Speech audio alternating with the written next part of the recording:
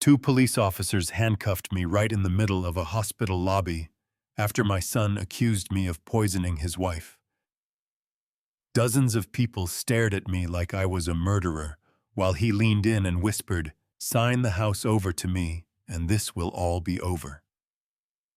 3 days later, the investigation turned everything upside down. But what left me truly speechless wasn't the truth. It was what I found when I finally returned home. Welcome to Dad's Revenge Stories. I'm incredibly grateful to have you here. To help grow our community, comment below with your city or country so I know where you're watching from. Also note, this story blends creative elements for entertainment and educational purposes. Any similarity to actual names or places is coincidental, but the message shared is practical. I had been ignoring that chest pain for 3 weeks. Every morning I'd wake up at 5:30 the way I had for the past 40 years, and I'd tell myself the same thing. It's nothing, Clifton. You're 68 years old. Everything aches at 68. Then I'd get dressed, go downstairs, and make the same pot of coffee I always made, 2 scoops, dark roast, the brand Eleanor used to buy from the little shop on Colorado Boulevard before she got sick. That morning in September, I stood at the kitchen counter with my mug and looked at her photograph on the wall. We were somewhere in Montana. I think one of those road trips we used to take before the boys came along, before life got complicated and layered and heavy. She looked so light in that picture, like she didn't have a single worry in the world. I should have gone to the doctor 2 weeks ago, I said out loud, the way I sometimes talked to her photograph when the house felt too quiet. You would have dragged me there yourself. I could almost hear her say it back, then stop standing around and go, you stubborn old man. I set down my mug, grabbed my keys, and drove myself to the Alhambra Medical Clinic on Valley Boulevard, a small no-frills practice I'd been going to for the better part of a decade. Dr. Santos, the attending physician that morning, was a sharp young woman who didn't waste time with pleasantries when she saw my intake form. Recurring chest tightness, shortness of breath on exertion, and you waited 3 weeks to come in, she said, looking up from her clipboard with one eyebrow raised. I've been busy, I said. She gave me the look that I imagined she gave all her older male patients, the kind that said, "You people are going to be the death of me." Mr. Mercer, let's get you on the table. I want to run an ECG right now. For those who might not know, an ECG, or electrocardiogram, is a simple test that records the electrical activity of your heart through small, sticky sensors placed on your chest and limbs. It takes about 10 minutes and tells the doctor whether your heart rhythm is normal or if something's off. It doesn't hurt. It just requires you to lie still. I climbed onto the exam table, paper crinkling under me, and let the medical assistant attach the electrodes to my chest, my wrists, my ankles. The machine hummed softly. I stared at the ceiling tiles and thought about the drive over, about how Daxton and Celine had been staying with me for 8 months now, and how the house felt different with them in it. Not warmer, just different. Daxton was my son. 40 years old, broad-shouldered, the kind of man who filled a room whether you wanted him to or not. He and his wife Celine had moved back in after his company went under, something about a failed investment deal he didn't want to talk about in detail. He'd said he wanted to take care of me, said it was the right thing to do. I hadn't argued. I was 68, living alone, and every once in a while the quiet of that house pressed down on me like a physical weight. Having people around again felt like it might help. But 8 months in, I wasn't sure it had helped at all. Have you noticed anything lately, Tom? Dr. Santos asked, reappearing in the doorway, with the first strip of ECG paper in her hand, scanning it as she walked. Any dizziness, nausea? Some dizziness last week, I admitted. Nothing dramatic. I thought it was the heat. It's September in Los Angeles, Mr. Mercer. The heat'll get you every time. She tilted the paper, slightly frowning at something I couldn't read. Let me run another strip. Don't move. I lay back again, eyes on the ceiling, and my mind drifted the way it always did, when I had nowhere to be and nothing to do but wait. I thought about the morning 2 weeks ago when I'd overheard Daxton on the phone in the backyard, his voice low and clipped, saying something about a deadline and a signature. When I'd pushed open the back door and asked who he was talking to, he'd shoved the phone in his pocket and smiled and said, "Just work stuff, Dad. Nothing to worry about." That smile. I hadn't been able to shake it since. It was the smile of a man who was managing something, containing something, not the smile of a son checking in with a client. I'd spent 30 years as a maintenance technician at a hospital, working alongside people under pressure, and I knew the difference between a man who was stressed and a man who was hiding. I'd told myself I was being paranoid. That's what grief does, I figured, makes you suspicious of the people who are still standing. My phone buzzed in my jacket pocket on the chair beside the table. I reached over and picked it up without sitting up, fully squinting at the screen. A text from Daxton. "Dad, come home. Now." That was it. No explanation. "Not everything okay?" Or "Call me when you can." Just those 4 words, blunt as a closed fist. My chest tightened, and this time it had nothing to do with my heart. "Mr. Mercer." Dr. Santos was back in the doorway. "I need you to stay still for the second strip." "Of course," I said, setting the phone face down. But my hand was trembling just slightly as I laid it back at my side, and I was staring at the ceiling again without seeing it. Daxton had texted me exactly twice in the past 8 months. Once when he couldn't find the garage code. Once when he wanted to know if I had a good umbrella he could borrow.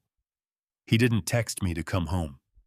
He didn't text me anything unless he needed something from me. Come home. Now. Dr. Santos reattached one of the electrodes that had shifted and stepped back. The machine hummed again. I forced myself to breathe evenly. In through the nose, out through the mouth, the way I used to calm myself down during high-pressure situations at the hospital when a piece of equipment failed mid-surgery and every second counted. "You can't fix anything if your hands are shaking," I used to tell the younger technicians. "Get steady first, then move. Get steady first." The machine finished its reading. Dr. Santos tore the paper strip free and studied it, and I watched her face for the small tells, the micro-expressions that medical professionals think they hide but almost never do completely. Her brow furrowed for just a moment. Then it relaxed. "It's not alarming," she said carefully, "but I'd like to do a follow-up stress test this week. Your resting rhythm is fine, but there are a few minor irregularities I want to keep an eye on." "Understood," I said. "Can I schedule that for later in the week?" "Thursday works. I'll have my receptionist call you." She made a note on her pad. "In the meantime, no heavy exertion. Watch the salt. And for the love of God, Mr. Mercer, if the tightness gets worse, you go to an emergency room. You don't have to wait 3 more weeks." "Yes, ma'am," I said, and I meant it. I put my jacket back on and picked up my phone from the chair. The text from Daxton was still there on the screen, sitting at the bottom of a thread so sparse it barely qualified as a conversation between a father and son. "Come home. Now." I stood there in that small exam room for a moment, the paper on the table still crinkling from where I'd been lying on it, the faint smell of antiseptic in the air. I thought about Eleanor again, about how she'd always had a sense for when something was coming. She'd call it intuition.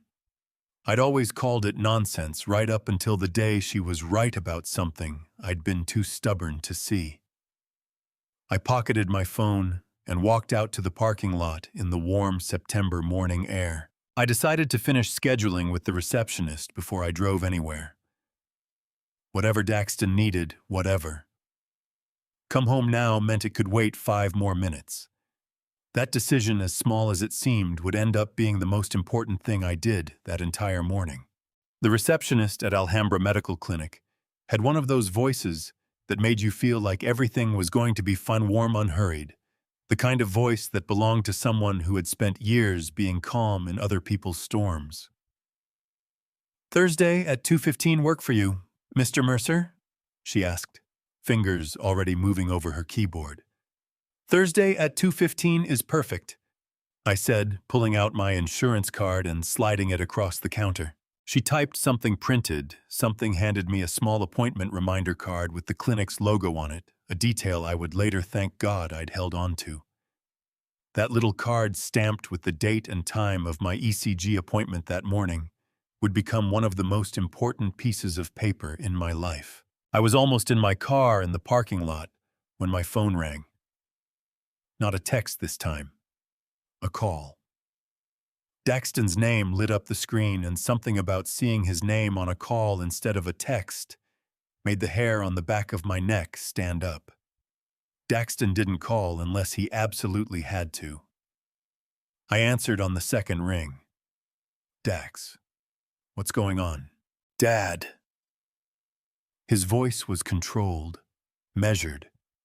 Not the voice of a frightened man, not the voice of a husband watching his wife get loaded into an ambulance, just flat and deliberate like someone reading from a script they'd practiced.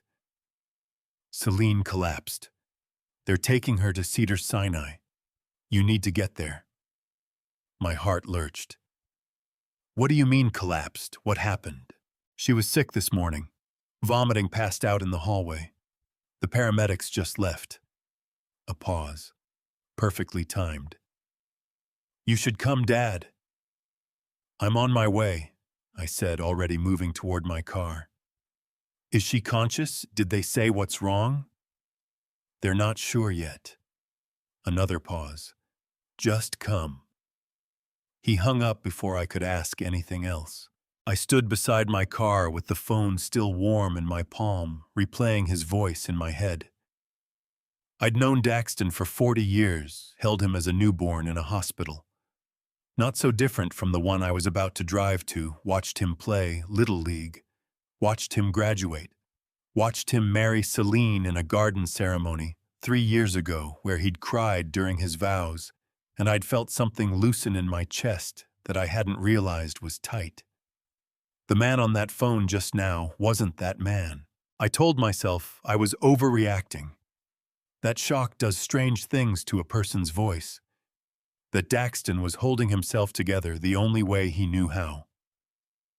I got in the car, plugged Cedars-Sinai into my GPS, and pulled out of the Alhambra Medical Clinic parking lot at 8:47 in the morning. The 10 freeway westbound was exactly as miserable as Los Angeles always promised it would be at that hour. Brake lights as far as I could see, nobody moving faster than 20 miles an hour, the sun cutting hard and white through my windshield. I gripped the steering wheel and tried to think clearly. Celine, my daughter-in-law, 35 years old with dark eyes and a sharp smile and a way of walking into a room that made you feel like she'd already decided what she thought of everyone in it. She'd been pleasant enough to me since she and Daxton moved in, helpful, even in a careful performance-like way, that I'd chalked up to the awkwardness of adult children moving back home. She asked me how I was feeling. She offered to cook on weekends. She laughed at the right moments during dinner. But that morning, the morning that was now unraveling around me on a gridlocked freeway, I thought back to when I'd come downstairs just after 6:30 to leave for the clinic. Celine had been sitting at the kitchen table with a cup of coffee, scrolling through her phone. She'd looked up when I came in, smiled. "Morning, Clifton," she'd said, easy and unhurried. "Early start today." "Doctor's appointment," I'd said. "Shouldn't be long." She nodded and went back to her phone. Nothing wrong. Nothing off. She'd looked like a woman with nothing on her mind at all. And now she was in an ambulance. I pressed down on the accelerator as the freeway opened up past downtown and let myself move. 45 minutes. That's how long it took me to get from Alhambra to the Cedars-Sinai Medical Center campus on Beverly Boulevard in West Hollywood, one of the most well-known hospitals in the country, the kind of place where serious cases went and serious answers were expected. I pulled into the parking structure off George Burns Road, hands tight on the wheel, and found a spot on the third level. Turned off the engine. Sat for just a moment with my hands still on the wheel, feeling the engine tick as it cooled. "You should come, Dad." "Not please hurry or I'm scared, Dad. I don't know what's happening." "Just you should come." I got out of the car, took the elevator down to the ground level, and walked toward the main entrance. The automatic doors slid open, and the cool, recycled hospital air hit me, that particular smell I'd spent 30 years of my career breathing, part antiseptic, part fluorescent lighting, part something human, and hurried underneath it all. The lobby was busy, the way hospital lobbies always are in the morning. People at the information desk, nurses moving with purpose, a family clustered near the elevator banks, looking lost. I scanned the space for Daxton, not seeing him immediately, and started toward the front desk to ask about Celine's room. Then I saw him. He was standing at the far end of the main corridor, not at the front desk, asking about his wife, not on the phone with a doctor, not pacing the way a husband paces when the person he loves is somewhere in the building being worked on by strangers. He was just standing there, both hands in his pockets, shoulders relaxed, watching the entrance, watching me walk through it. Something cold moved through my chest, colder than the air conditioning, colder than the chest pain I'd driven across the city to have examined. I raised my hand to wave. He didn't wave back. He just held my gaze with an expression I couldn't name right away, something that sat between calm and satisfaction. And then his eyes moved just slightly to a point somewhere behind me and to my left. I turned to follow his gaze. Two figures in dark navy uniforms were moving through the lobby with steady, deliberate steps, cutting through the morning foot traffic, without hurrying, the way people move when they already know exactly where they're going and exactly who they're looking for. They were looking at me. They moved like they had all the time in the world. That's what I remember most, not the uniforms, not the sound of their boots on the polished floor, but the unhurried, absolute certainty in the way they walked toward me. Like the outcome of the next 60 seconds had already been decided before I walked through those doors. Clifton Mercer, the one in front, spoke first. He was broad-shouldered, mid-40s, with a jaw that looked like it had been set in concrete. His badge read, Detective R. Ruiz LAPD.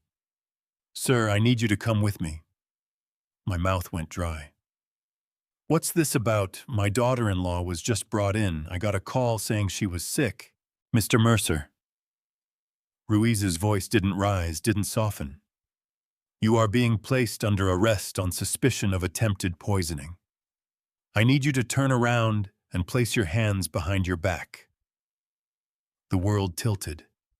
I felt it physically, a sudden wrongness in my equilibrium, like the floor had shifted a quarter inch to the left. My hands came up instinctively, palms out. "There has to be some kind of mistake," I said, and my voice came out steadier than I felt. "I just came from a doctor's appointment. I've been at a clinic in Alhambra all morning. I wasn't even home. Sir, I need you to turn around, now." A nurse nearby had stopped walking. An older man in a visitor badge gripped the arm of the woman beside him.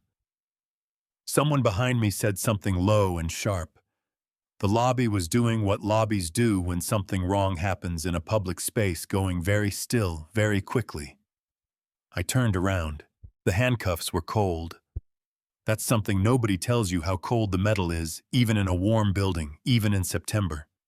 They clicked shut around my wrists with a sound that seemed far too loud for how small they were, and I felt my throat tighten in a way that had nothing to do with my chest condition and everything to do with the fact that I was 68 years old and had never been in handcuffs in my life. Ruiz read me my Miranda rights, the familiar cadence most Americans know from television. except that hearing it directed at you in your own name, in a building full of strangers, is nothing like television.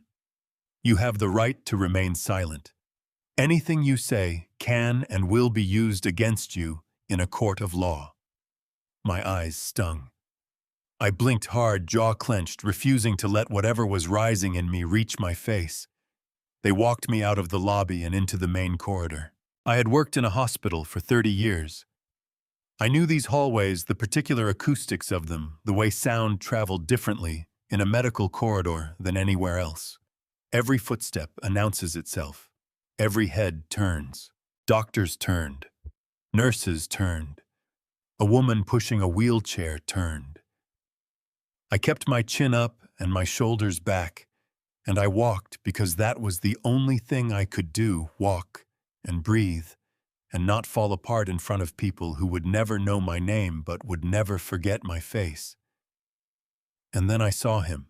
Daxton was standing near the corridor exit, arms loose at his sides, watching me come toward him with an expression I can only describe as satisfaction, wearing a very thin coat of concern. He'd positioned himself perfectly close enough to see everything far enough to be uninvolved. When we drew within a few feet of each other, he leaned toward me. His voice dropped so low that only I could hear it beneath the ambient noise of the corridor.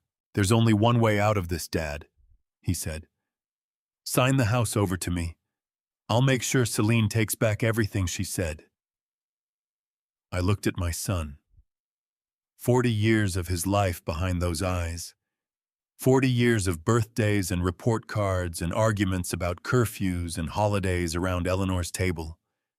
And underneath all of it, this thing that had been there long enough to plan, to prepare, to execute, and to stand here now with his hands in his pockets, watching them take me away. My jaw ached from how hard I was clenching it. "You need to think very carefully," I said, keeping my voice low and even, "about what you've done." Daxton straightened up. Something moved across his face, not guilt, not hesitation, just recalibration. "Sign the house, Dad, that's all." Ruiz guided me forward and Daxton stepped aside. The patrol car was parked at the ambulance bay entrance, which meant they walked me outside, out of the building, into the September morning sun, past two paramedics loading equipment who stopped and looked past a young couple who froze on the sidewalk. My heart hammered behind my ribs. My wrists ached where the metal bit in. I kept breathing. In. Out. Get steady first, then move. They put me in the back seat and the door closed with a sound like a vault sealing shut. Through the window, I could see the automatic doors of the main entrance. After a moment, Daxton emerged from the phone already in his hand, walking toward the parking structure without looking back at the car. Not once. Not for a single second. That's when it hit me, not the arrest, not the handcuffs, not the corridor full of strangers. What broke something open in my chest was the walk. The casual, unhurried, completely unbothered walk of a man who had just watched his father get put in a police car and felt nothing worth showing. My eyes burned. One tear made it down the side of my face before I stopped. It pressed my jaw tight, pressed my shoulder against the door, pressed everything down into that place where I kept things that had no business coming out yet. This didn't start today, I thought, staring at the ceiling of the patrol car as it pulled out of the ambulance bay. This started a long time before today, and you missed it. Every instinct I had was screaming that I needed to go back to replay every conversation, every strange look, every closed door, and low phone call over the past 8 months. The pieces were there. I knew they were there. And somewhere in them was the place where all of this had begun. The interrogation room at the LAPD station smelled like burnt coffee and something underneath it, something metallic and stale, the kind of smell that soaks into walls over years of difficult conversations. They left me alone in there for 2 hours. No clock on the wall. Just a metal table, two chairs, a mirror along one side that wasn't fooling anyone, and a hum from the ventilation system that never quite resolved into white noise.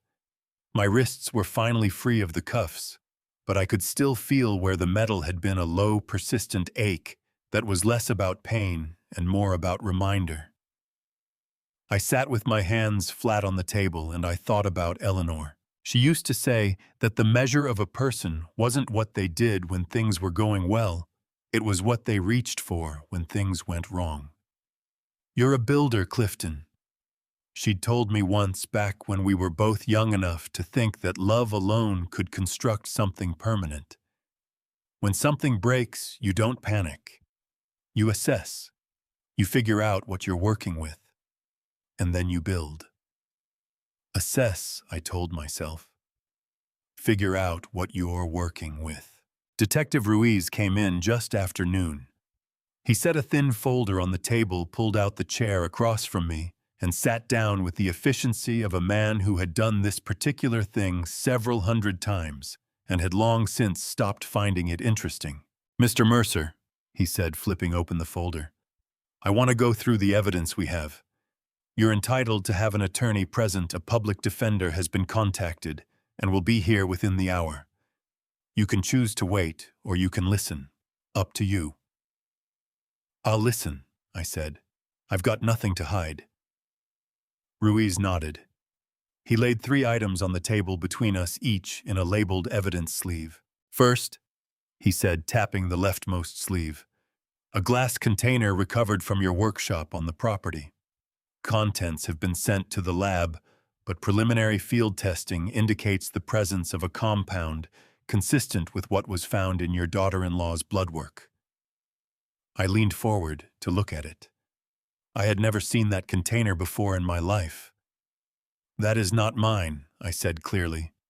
"I've worked in that shop for 20 years. I know every single thing in it." "Second," Ruiz tapped the middle sleeve, a printout of what looked like text messages. "A series of messages recovered from your phone sent to Celine Mercer over the past 3 weeks. The language is," he paused, choosing his word, "threatening." My stomach dropped. I reached for the sleeve and Ruiz let me take it.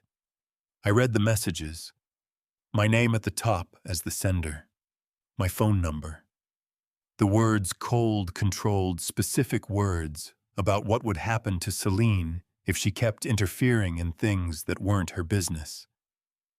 My hand was trembling by the 3rd message. Not from guilt. From the particular horror of seeing your own name attached to something you didn't do, formatted to look exactly like proof. "I did not send these," I said. My voice came out rough like gravel underfoot. "Detective, I don't write like this. I don't think like this." Third, Ruiz tapped the last sleeve, a still frame from what appeared to be security camera footage. Me in my own kitchen holding a bottle. The timestamp said 6:14 in the morning, 16 minutes before I left for the clinic. This was recovered from the home security system. "That footage is incomplete," I said immediately. "What happens after I set that bottle down? What does the rest of it show?" Ruiz's expression didn't shift. "The recording ends there." "Of course it does." My jaw tightened until it ached. "Of course it ends there." Ruiz picked up his pen and looked at me steadily.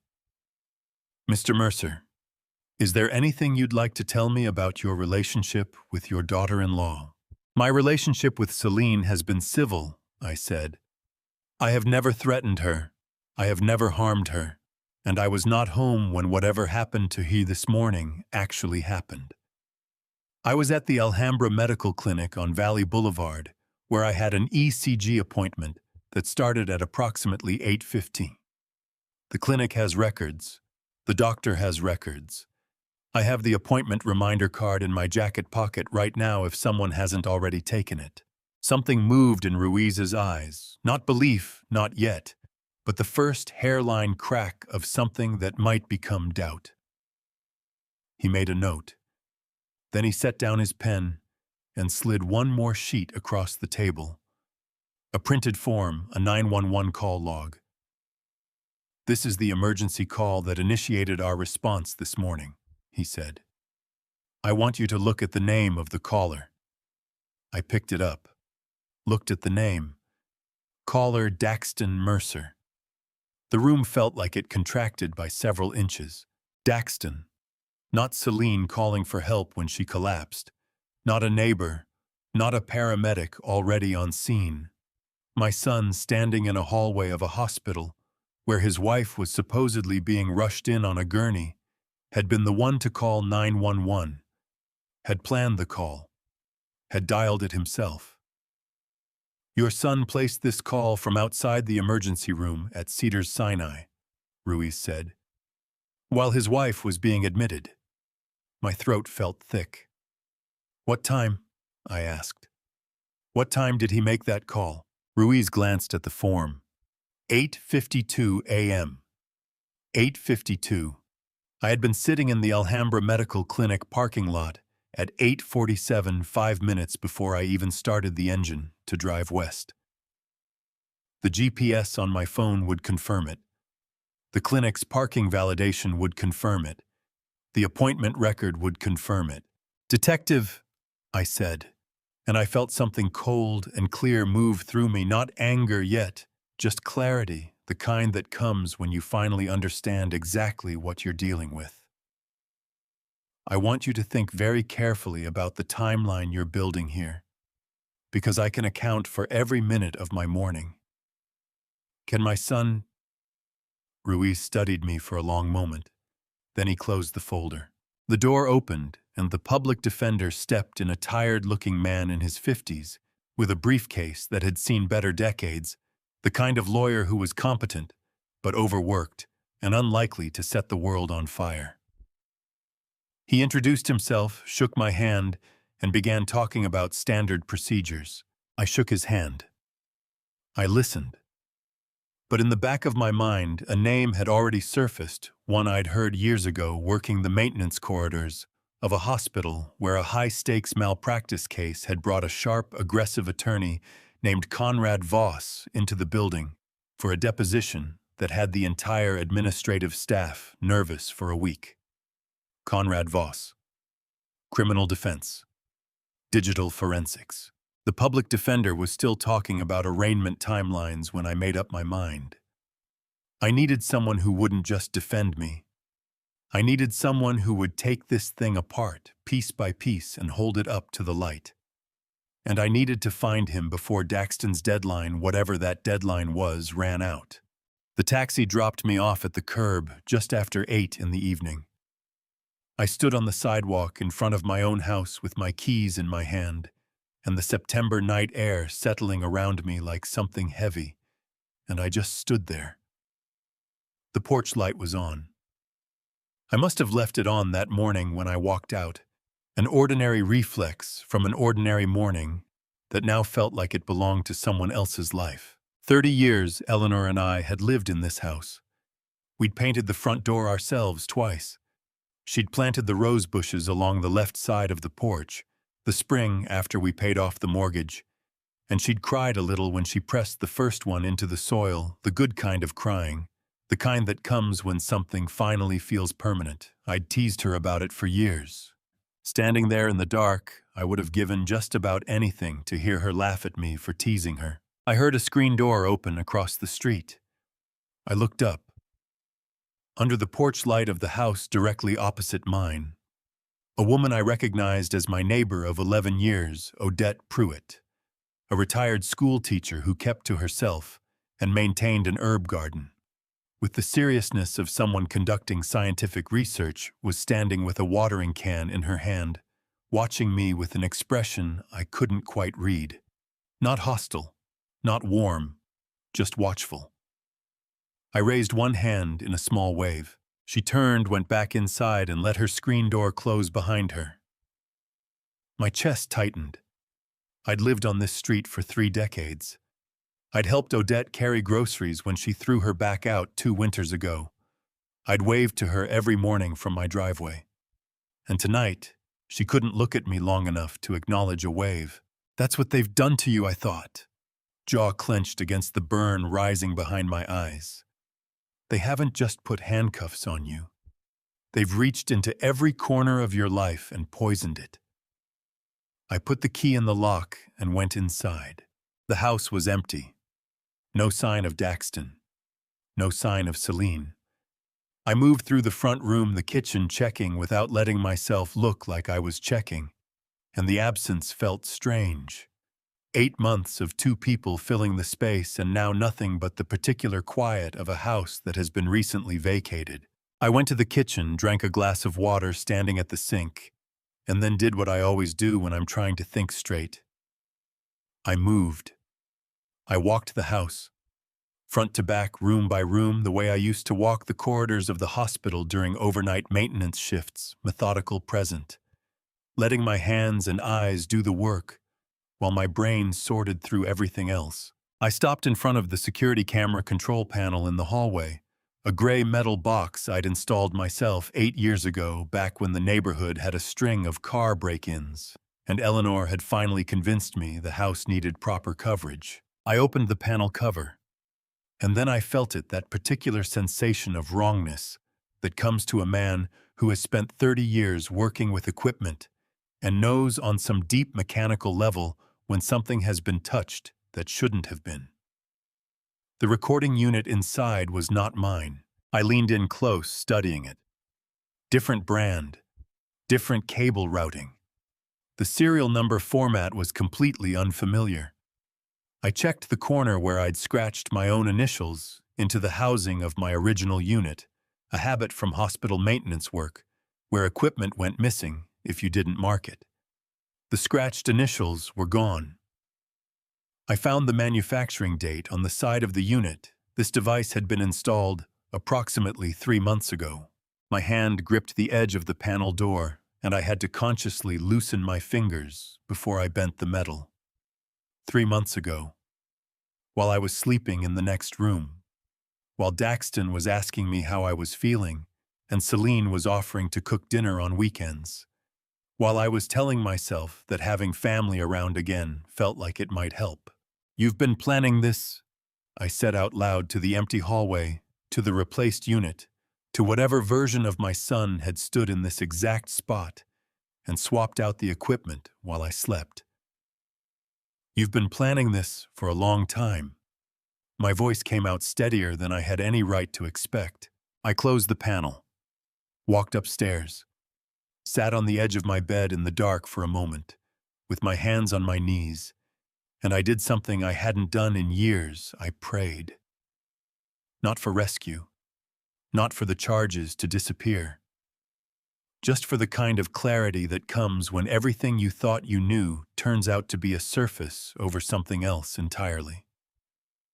Downstairs, my phone buzzed on the kitchen counter where I'd left it. I went back down and picked it up. A text from a number I didn't recognize, no name attached. "Mr. Mercer, don't sign anything. Don't talk to anyone tonight. Call me tomorrow morning. C. Voss." I read it twice, then a third time.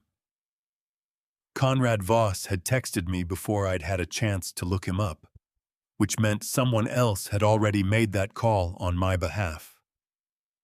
Someone who knew what had happened today and knew what I was going to need before I'd figured it out myself. I set the phone face up on the counter and looked at it for a long moment. Outside, the street was quiet. Somewhere down the block, a dog barked twice and stopped. I didn't know yet who had reached out to Voss, but whoever they were, they had just given me the first thing I'd had since 8:47 that morning, a reason to believe that tomorrow might look different from today. I didn't sleep more than 90 minutes that night. By 4:30 in the morning, I was at the kitchen table with a legal pad, a pen, and what was left of a pot of coffee, writing down everything I could remember in the order I could remember it. Not as a victim cataloging his injuries, as a technician doing a fault analysis. 30 years of maintenance work had taught me that when a system fails, you don't start with the biggest, most obvious break. You start at the beginning and trace the chain. Every failure has a sequence. Find the sequence and you find the source. I wrote for 2 hours. By the time the sun came up over the San Gabriel Mountains and turned the kitchen windows amber, I had 4 pages of notes, a timeline that stretched back 8 months, and a cold, settled certainty that what had happened to me yesterday was not a crime of opportunity. It was an architecture, carefully designed, methodically constructed, and it had started long before the morning Celine walked into a hospital. At 8 o'clock sharp, I called the number that had texted me the night before. He picked up on the first ring. "Mr. Mercer." The voice was even precise, the voice of a man who had trained himself not to waste syllables. "Conrad Voss, I've been expecting your call." "Who contacted you?" I asked. "Last night before I called, someone reached out on my behalf." "I need to know who." "A colleague of yours from your years at St. Catherine's Hospital," Voss said. "A man named Gerald Whitmore. He read about the arrest in this morning's local news and called my office at 7 last night. He spoke highly of you, said if anyone was being set up, it was you. Gerald Whitmore." I hadn't spoken to Gerald in 2 years, but the fact that he'd read a 2-paragraph news item about an old coworker and immediately picked up the phone to call one of the best criminal defense attorneys in Los Angeles that hit me somewhere behind the sternum in a way I hadn't expected. I pressed my hand flat against the table and breathed through it. "Mr. Voss," I said, "I need an appointment. Today." "You have one. 9:30. My office is on Figueroa Street in downtown. Don't be late, I have a court appearance at 1. The offices of Conrad Voss occupied the 23rd floor of a glass tower on South Figueroa, with a view of the city that on a clear morning looked like someone had laid the entire Los Angeles basin out like a map and lit it from underneath. His assistant, a precise young man named Marcus, brought coffee without being asked and left without being told. Voss himself was exactly what I'd expected from a man whose reputation had preceded him through the corridors of St. Catherine's Hospital like a weather system. Mid-50s, silver-haired, with the kind of stillness that belongs to people who have learned to conserve every ounce of energy for the moments that actually matter. He set a legal pad on the desk in front of him, uncapped a pen, and looked at me over the top of his reading glasses. "Start from the beginning," he said, "and don't leave anything out. The details you think don't matter are usually the ones that matter most." So I talked. For 45 minutes, I laid out everything Daxton and Celine moving in the unease I couldn't name the morning of the arrest. The 3 pieces of evidence Ruiz had shown me, the text messages I hadn't sent, the camera footage that ended too soon. Voss wrote constantly, only interrupting to ask sharp, specific questions. What time exactly? Which direction was he facing? Did anyone else hear what he said in the corridor? When I finished, Voss set his pen down and picked up his phone. He made one call, spoke for less than 2 minutes, and hung up. "I've just contacted an independent toxicologist," he said, then caught my expression and added, "a specialist who analyzes poison and chemical compounds independently from law enforcement labs. In this country, a defense attorney has every right to hire one to review the prosecution's evidence. Her name is Dr. Patricia Wolf. She'll have access to Celine's blood work through the hospital's legal disclosure process." He paused. "I want her to look at the dosage." "Why the dosage specifically?" I asked. Voss leaned back in his chair. "Because if someone wanted to kill Celine Mercer, Mr. Mercer, they would have used enough compound to actually kill her. The fact that she survived, walked into an ER, was treated and released, suggests the amount was calibrated. Enough to cause symptoms, not enough to cause serious harm." He let that sit for a moment. "That's not the work of someone who acted out of rage or hatred. That's the work of someone who needed a body in a hospital bed with a story to tell." My throat tightened. "She poisoned herself," I said. Not a question. The words tasted like something I'd known for hours, but hadn't been able to say out loud. "That's what I intend to prove," Voss said. "Now, the house transfer Daxton mentioned in the corridor, tell me exactly what is said, word for word." I repeated it. Voss wrote it down. "He said sign the house over," Voss said slowly, reading it back. "Not sign a power of attorney, not sign the deed, just sign the house over." He tapped his pen against the pad. "That's interesting." "Why?" Voss looked up at me. "Because transferring a house takes time, Mr. Mercer. Title searches, escrow, legal recording. Even with cooperation, it takes weeks. But a financial power of attorney," he leaned forward slightly, "that's a single document. Once signed, it gives the holder immediate sweeping legal authority over every financial account, every investment, every retirement fund attached to your name. It can be executed in 24 hours. The room felt very still. "They don't just want the house," I said. "The house was the opening offer," Voss said. "Something to make the ask feel contained, manageable. But what they actually need is everything Eleanor left behind, every account, every asset, every dollar she spent a lifetime helping you accumulate. The house was just the door. The power of attorney is the key to the entire building." My hands were pressed flat on my knees under the table, and I could feel them trembling, not from weakness, from the particular fury of a man who has just understood fully and completely the scale of what has been done to him. Eleanor's money. The accounts she'd managed so carefully, the investments she'd tracked on a yellow legal pad every Sunday morning for 30 years. "Mr. Voss," I said, and my voice came out low and very controlled, "I want you to find every piece of this. Every piece." "That's exactly what I intend to do." Voss recapped his pen and set it on the pad. "Before I do, is there anything else, anything at all, that you haven't told me?" I looked at him across the desk. There was one thing. Something I'd done 6 months ago, quietly, without telling anyone. Something that had felt almost superstitious at the time.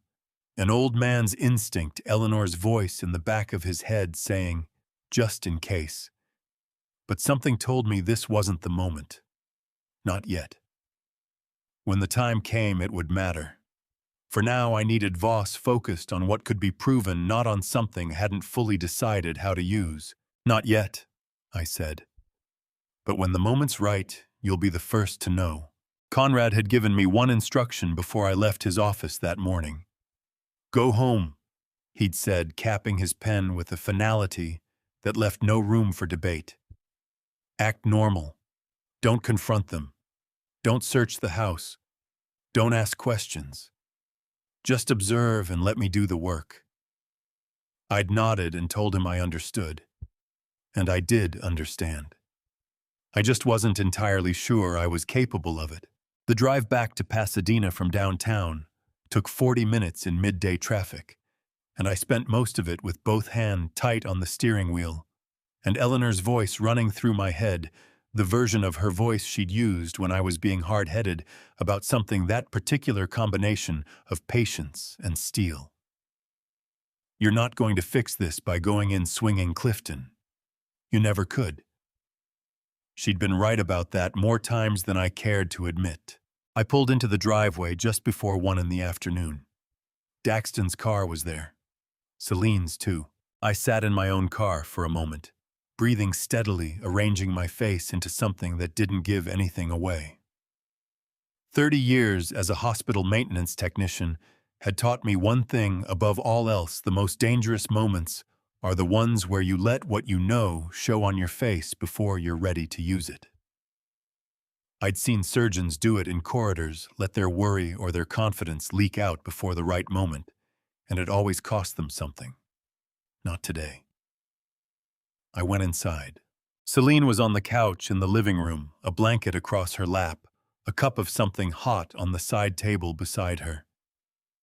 She looked up when I came through the door with an expression carefully assembled to read, as fragile eyes' soft color muted the body language of a woman still recovering from something terrible.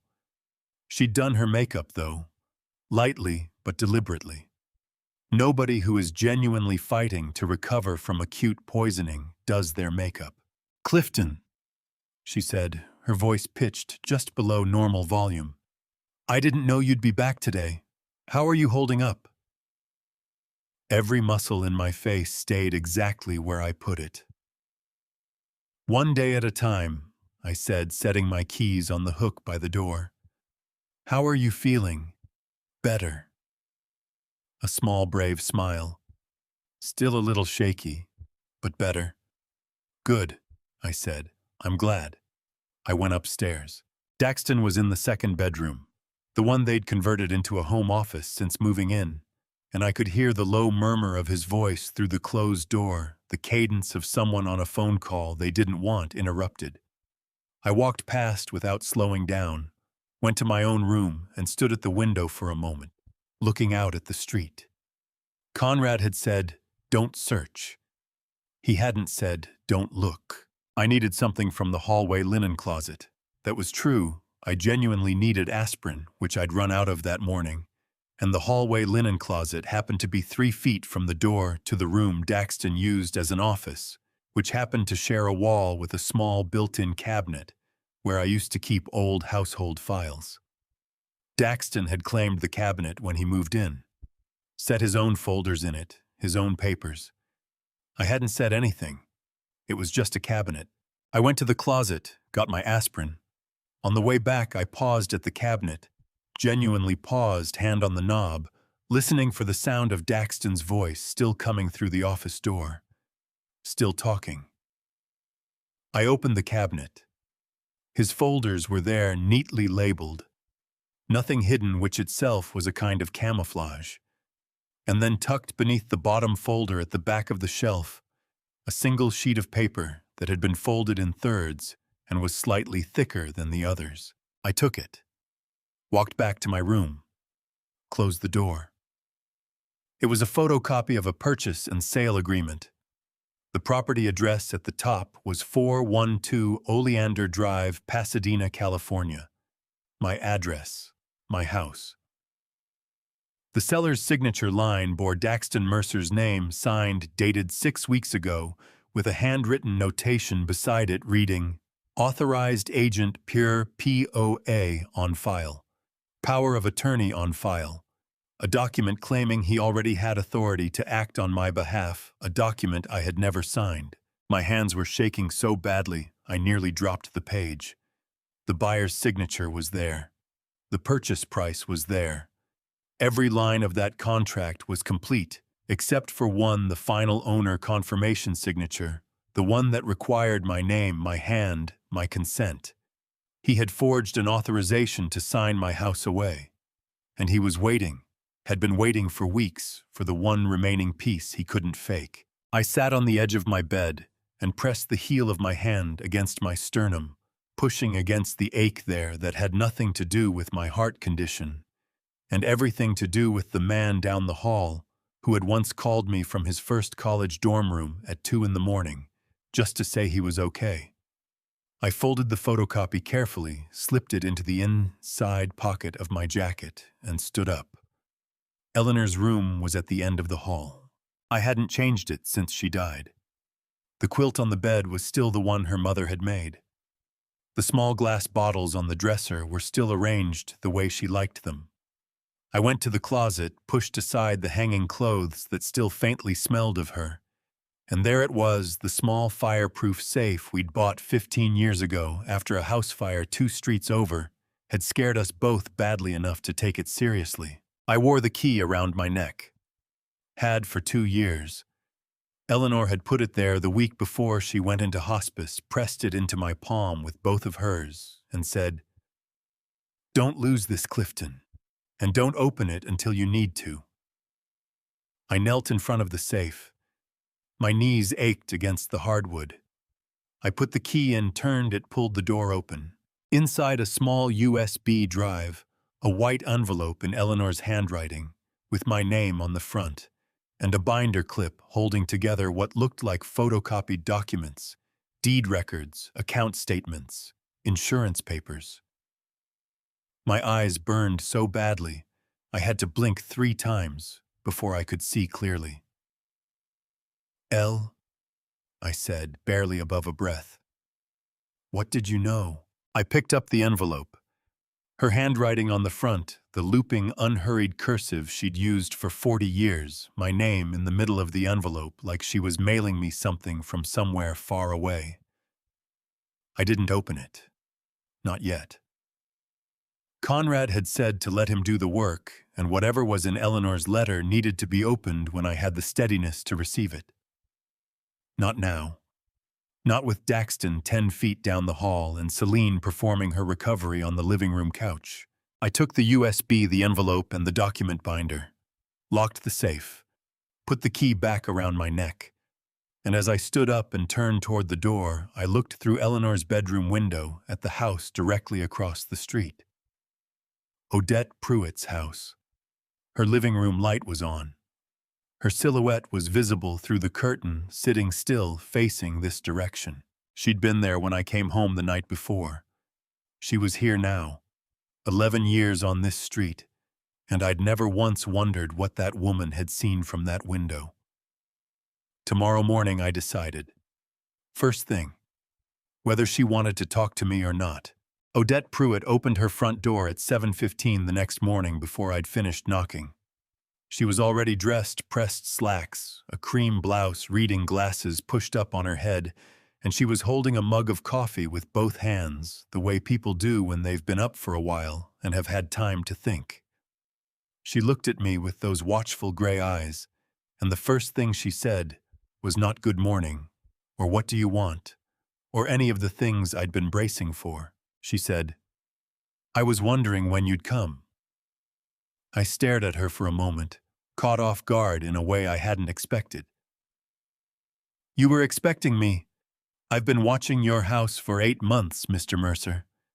She stepped back from the door and tilted her head toward the interior.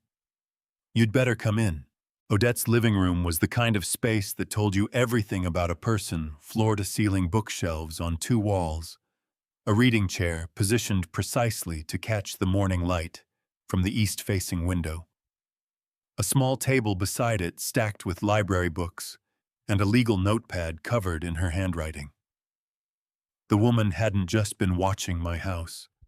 She'd been taking notes. She gestured me toward the chair across from hers and sat down, wrapping both hands around her mug again. I sat. Outside, the morning was quiet, the kind of Pasadena morning where the light comes in sideways and gold and makes everything look more peaceful than it actually is. "I owe you an apology," she said before I could open my mouth. "For the other night, when you came home and waved and I went inside. I want you to understand it wasn't because I believed what they're saying about you." "Then why, Emil?" I asked. "Because I wasn't ready." She set her mug on the table. "I needed to be sure you were going to fight back before I said anything. A person who's decided to give up isn't someone I can help, but a person who comes to my door at 7:15 in the morning." A small, precise smile moved across her face. "That's someone worth talking to."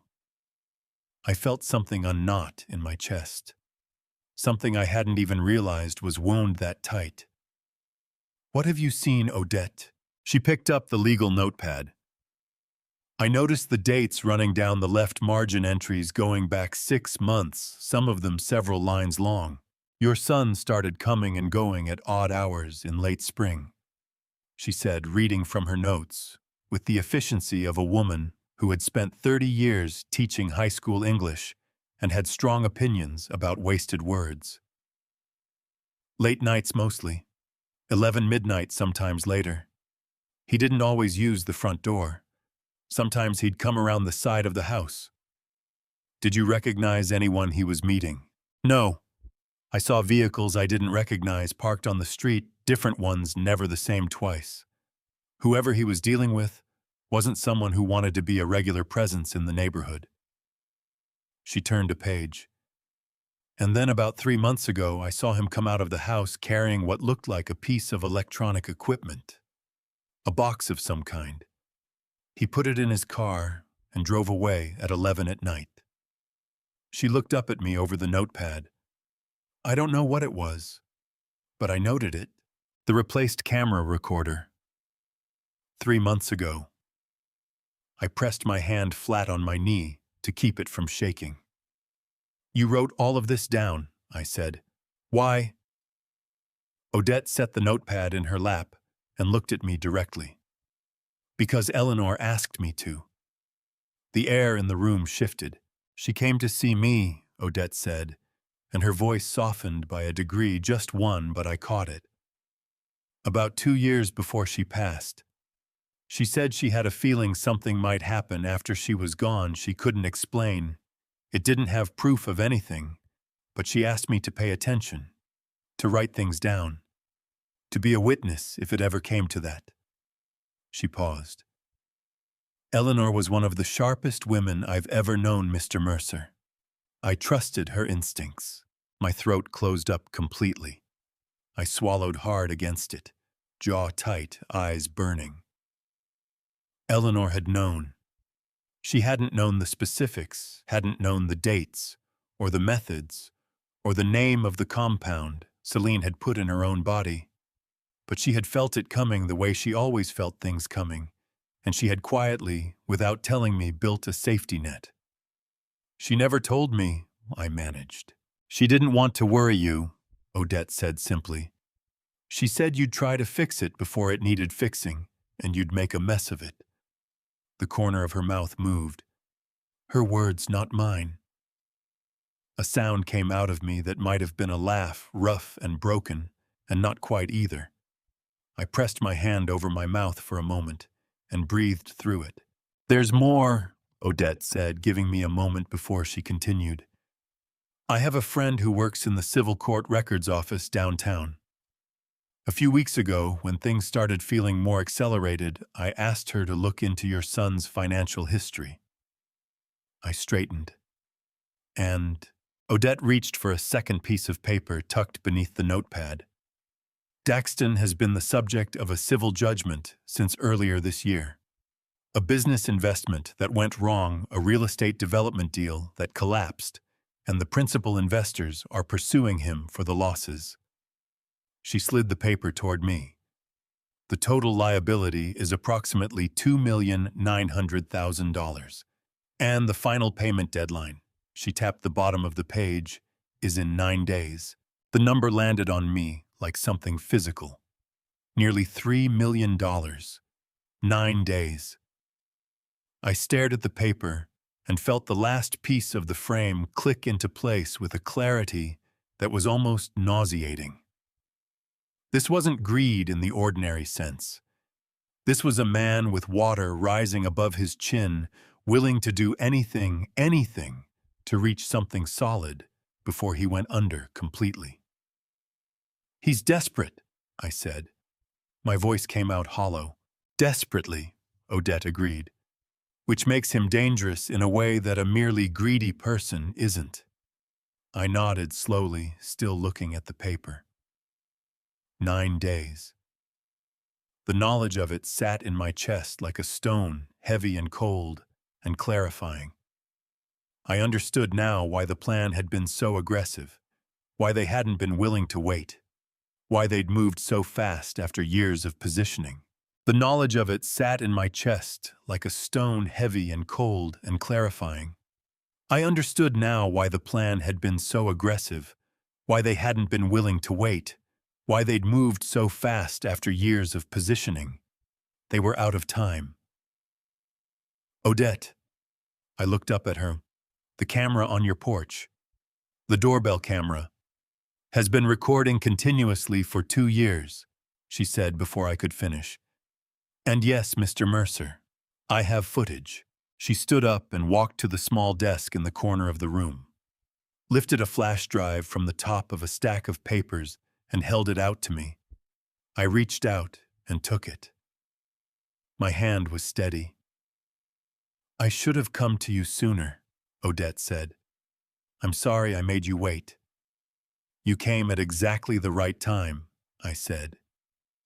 I stood to leave, tucking the drive into my jacket pocket. I was almost to the door when Odette spoke again, her voice dropping just slightly. Mr. Mercer, one more thing. I turned back. Her expression had shifted into something more careful. The morning before everything happened, I was up early. Before 6, I saw your son go to your car. She met my eyes. He was under it, not beside it, under it, for about 4 minutes. My whole body went cold from the inside out. I looked through Odette's front window at my car sitting in the driveway across the street. The same car I'd driven to Voss's office that morning. The same car I'd parked in the Cedars Sinai structure the day before. Odette, I said, and my voice came out very quietly. I'll be right back.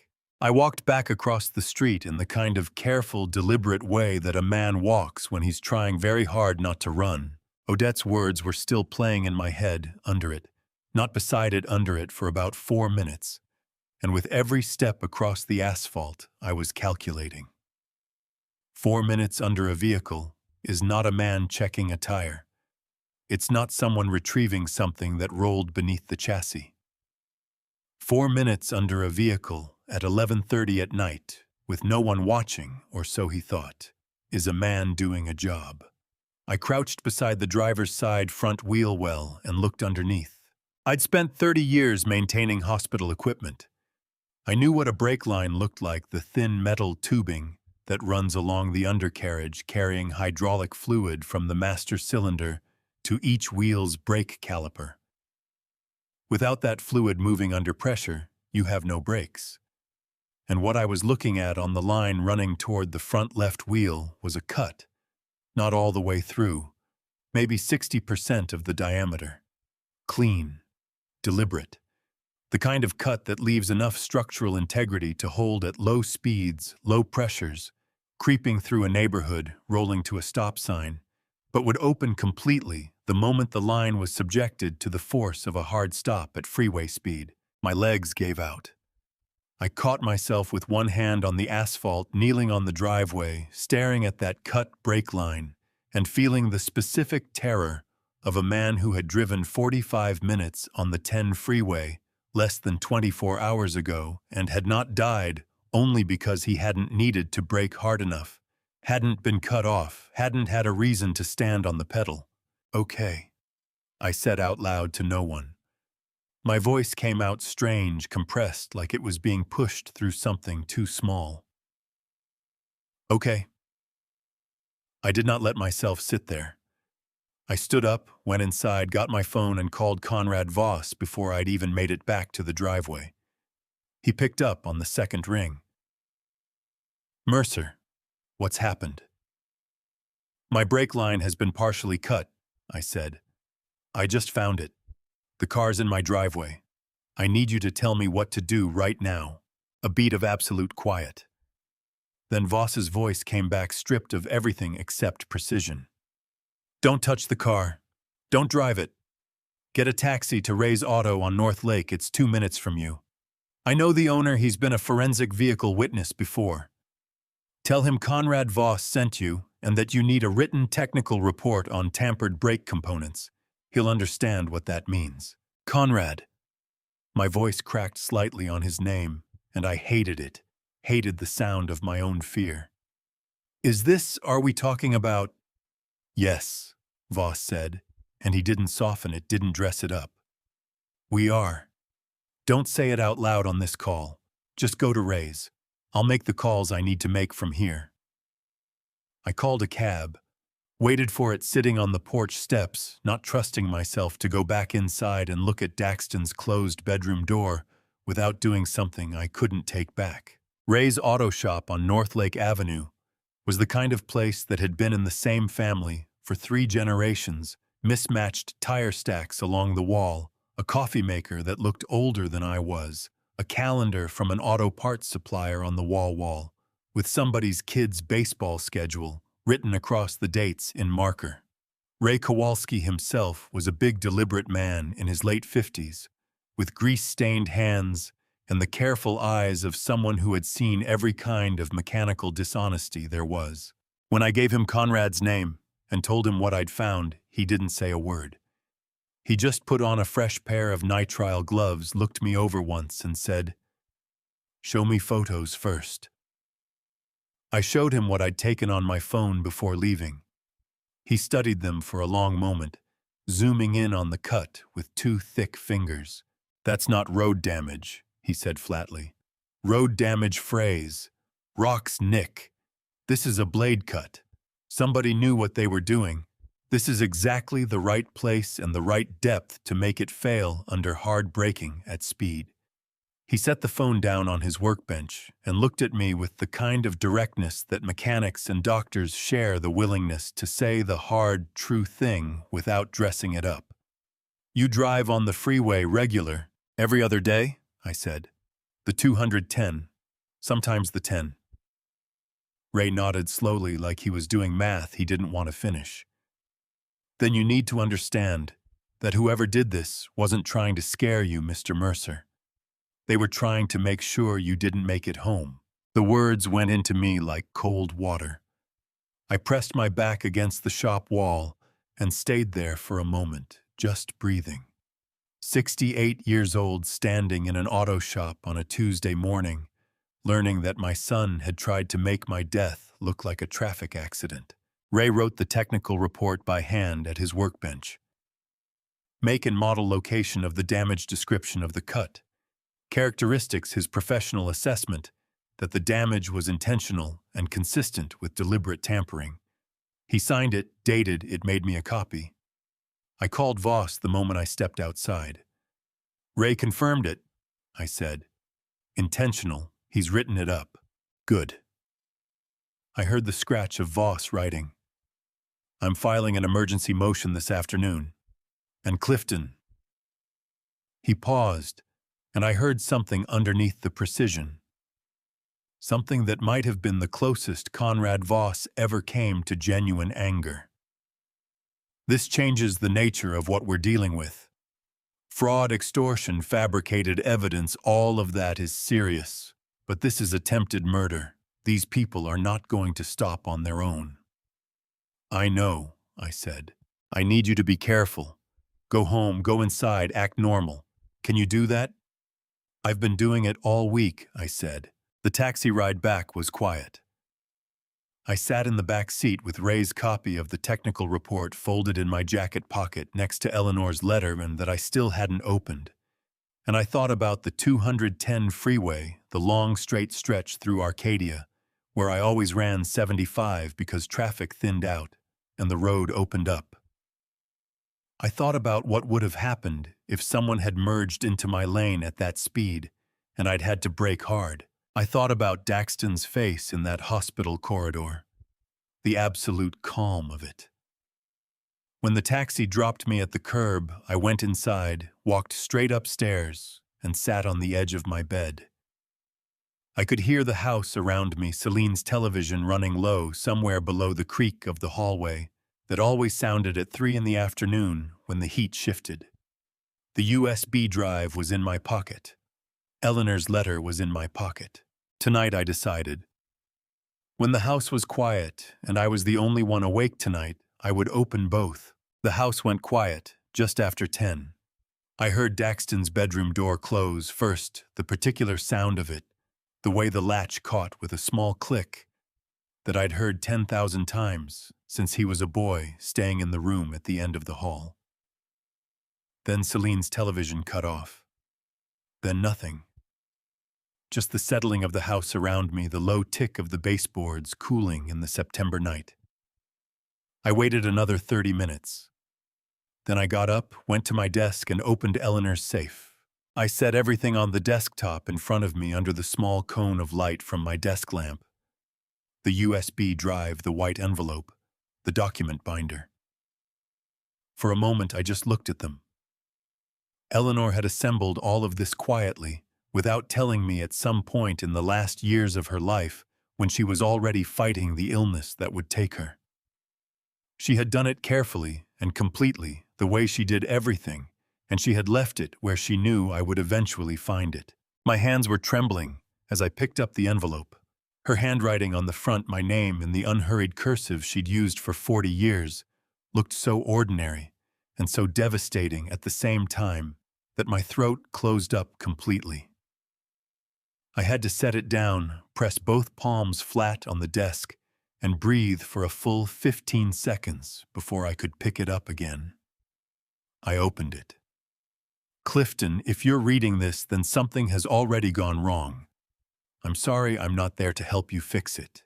I don't have proof of anything specific. I want to be honest about that. But I've watched Daxton for years longer than you have, because I watched him the way mothers watch, which is differently from how fathers do.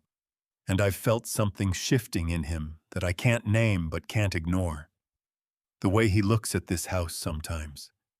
The way he asks about the accounts, about what happens to everything when we're gone. There's a hunger in it that frightens me. I've done what I could. Everything in this envelope and on that drive is a copy deeds account, statements, the investment portfolio, the retirement accounts. All of it is in your name alone. I made sure of that years ago quietly without making a production of it. Nobody can touch any of it without your signature. There is one more thing. I found a document in Daxton's desk. I won't say how you disapprove of how I found it, a life insurance policy. It's in your name, Clifton. The beneficiary is Daxton. I photographed it. It's on the drive. I stopped reading. My chest hurt so badly. I pressed my fist against it, knuckles hard against my sternum, and just sat with it for a moment. A life insurance policy in my name. The break line. The arrest, the fabricated evidence, the forged authorization to sell the house. They hadn't just wanted the money. They had wanted me gone. I kept reading. I know you, Clifton. I know you'll want to go straight at that, and I know that's not the right way. Please be careful. Please be patient. And if you ever find yourself at Cedars-Sinai, at that hospital where you used to work, where you know the corridors as well as you know this house, look for a doctor named Everett Hale. 20 years ago, you pulled that young man out of a collapsed maintenance shaft. You never told him your last name, and you didn't stay long enough for him to thank you. But I found him. I wrote to him 2 years ago. I told him who you were. He wrote back. He said, if you ever needed him, he would be there. I love you. I'm sorry I can't be there to watch you win. Eleanor, I don't know how long I sat there after I finished reading. At some point, I realized my face was wet. I reached up and found tears on both cheeks, not the single controlled tear from the patrol car, not the burning behind the eyes I'd been fighting all week. Real tears, the kind that come when you finally stop holding everything and let the full weight of what's happened land on you all at once. Elle, I whispered, and the word came out broken completely. You crazy, brilliant, infuriating woman. I pressed the letter against my chest and just let myself grieve for a minute. Not for what Daxton had done. For her. For the fact that she had spent the last years of her life quietly building a safety net for a disaster she hoped would never come. And she had done it alone, and she had never said a single word to me about it, because she knew I would argue, and I would make a mess of it, and she loved me too much to let me do that to myself. When I could breathe steadily again, I plugged the USB into my laptop and opened it. The files were organized the way Eleanor organized everything, clearly labeled, dated, logical. Property deed, bank account statements, investment portfolio, retirement accounts. Each one a scanned copy, crisp and complete. At the bottom of the folder, one file labeled simply insurance. I opened it. The photograph was slightly angled, taken quickly handheld, but completely legible. I stared at the screen until the numbers went slightly blurry. Then I closed the laptop, picked up my phone, and typed a message to Conrad Voss. Not a call, it was nearly midnight, but what I had to say couldn't wait until morning. Conrad, I need you to find a doctor at Cedars-Sinai named Everett Hale. Tell him Clifton Mercer needs to speak with him. He'll know who I am. Also, there is a life insurance policy in my name with Daxton as beneficiary. My wife photographed it. The file is on a USB drive I have in my possession. We need to talk tomorrow. I set the phone face down on the desk and turned off the lamp. In the dark, I sat with my hands folded in front of me, and I thought about Eleanor, about the woman who had spent 40 years being the steadiest thing in my life, who had loved me through every version of myself, and who had somehow, in the middle of losing everything, found the presence of mind to reach forward across time and hand me exactly what I would need. She hadn't saved me from what was coming, but she had made sure I wouldn't face it empty-handed. That would have to be enough. Conrad had reached Dr. Everett Hale by 8 the next morning. By 9, I was walking back through the automatic doors of Cedars-Sinai Medical Center, the same doors they had marched me out of in handcuffs less than 2 weeks before. The lobby looked exactly the same. Same information desk, same morning foot traffic, same recycled air, with that particular hospital smell I had breathed for 30 years of my working life. But I was walking in differently now. Not as a suspect being led, as a man with somewhere to be. Conrad met me at the elevator bank. He looked like he'd been up since 6, which, knowing Conrad, he probably had. "Dr. Hale is expecting us," he said, pressing the button for the 4th floor. He reviewed Celine's file last night after I sent him the legal authorization to do so. He has things to tell us. He glanced at me sideways as the elevator rose. "Are you ready for this?" "I've been ready since the morning they put handcuffs on me in this building," I said. Dr. Everett Hale's office was at the end of a quiet corridor on the 4th floor. A small, well-organized room with a wall of medical texts, a window that looked out over the parking structure, and a desk so clean it suggested a man who dealt with disorder all day and needed at least one corner of his life to make sense. He was standing when we came in mid-50s, slight-build, wire-rimmed glasses, with the kind of face that had probably looked serious since childhood and had found its proper context in medicine. He looked at me and something happened in his expression that I wasn't prepared for. His jaw tightened. His eyes went bright in a way that had nothing to do with professional neutrality. He stepped forward and put out his hand, and when I took it, he held it with both of his. "Mr. Mercer," he said, and his voice was rough at the edges. "I have thought about you for 20 years. My throat tightened.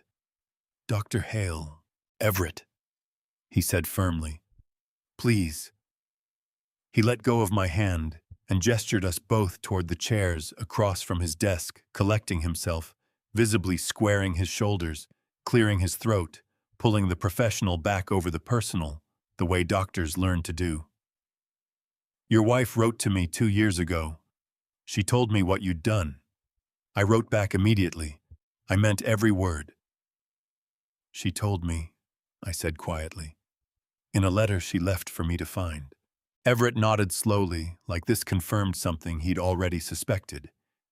Then he sat down, opened the folder on his desk, and became a different kind of man, the precise clinical version that the hospital needed him to be. "I've reviewed Celine Mercer's complete admission file," he said, including the toxicology workup.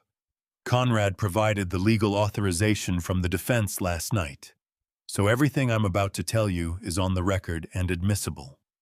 He looked at me over his glasses. "The compound found in her system was consistent with a mild emetic agent, something that causes nausea, vomiting, and general gastrointestinal distress. It's not classified as a dangerous poison at standard doses.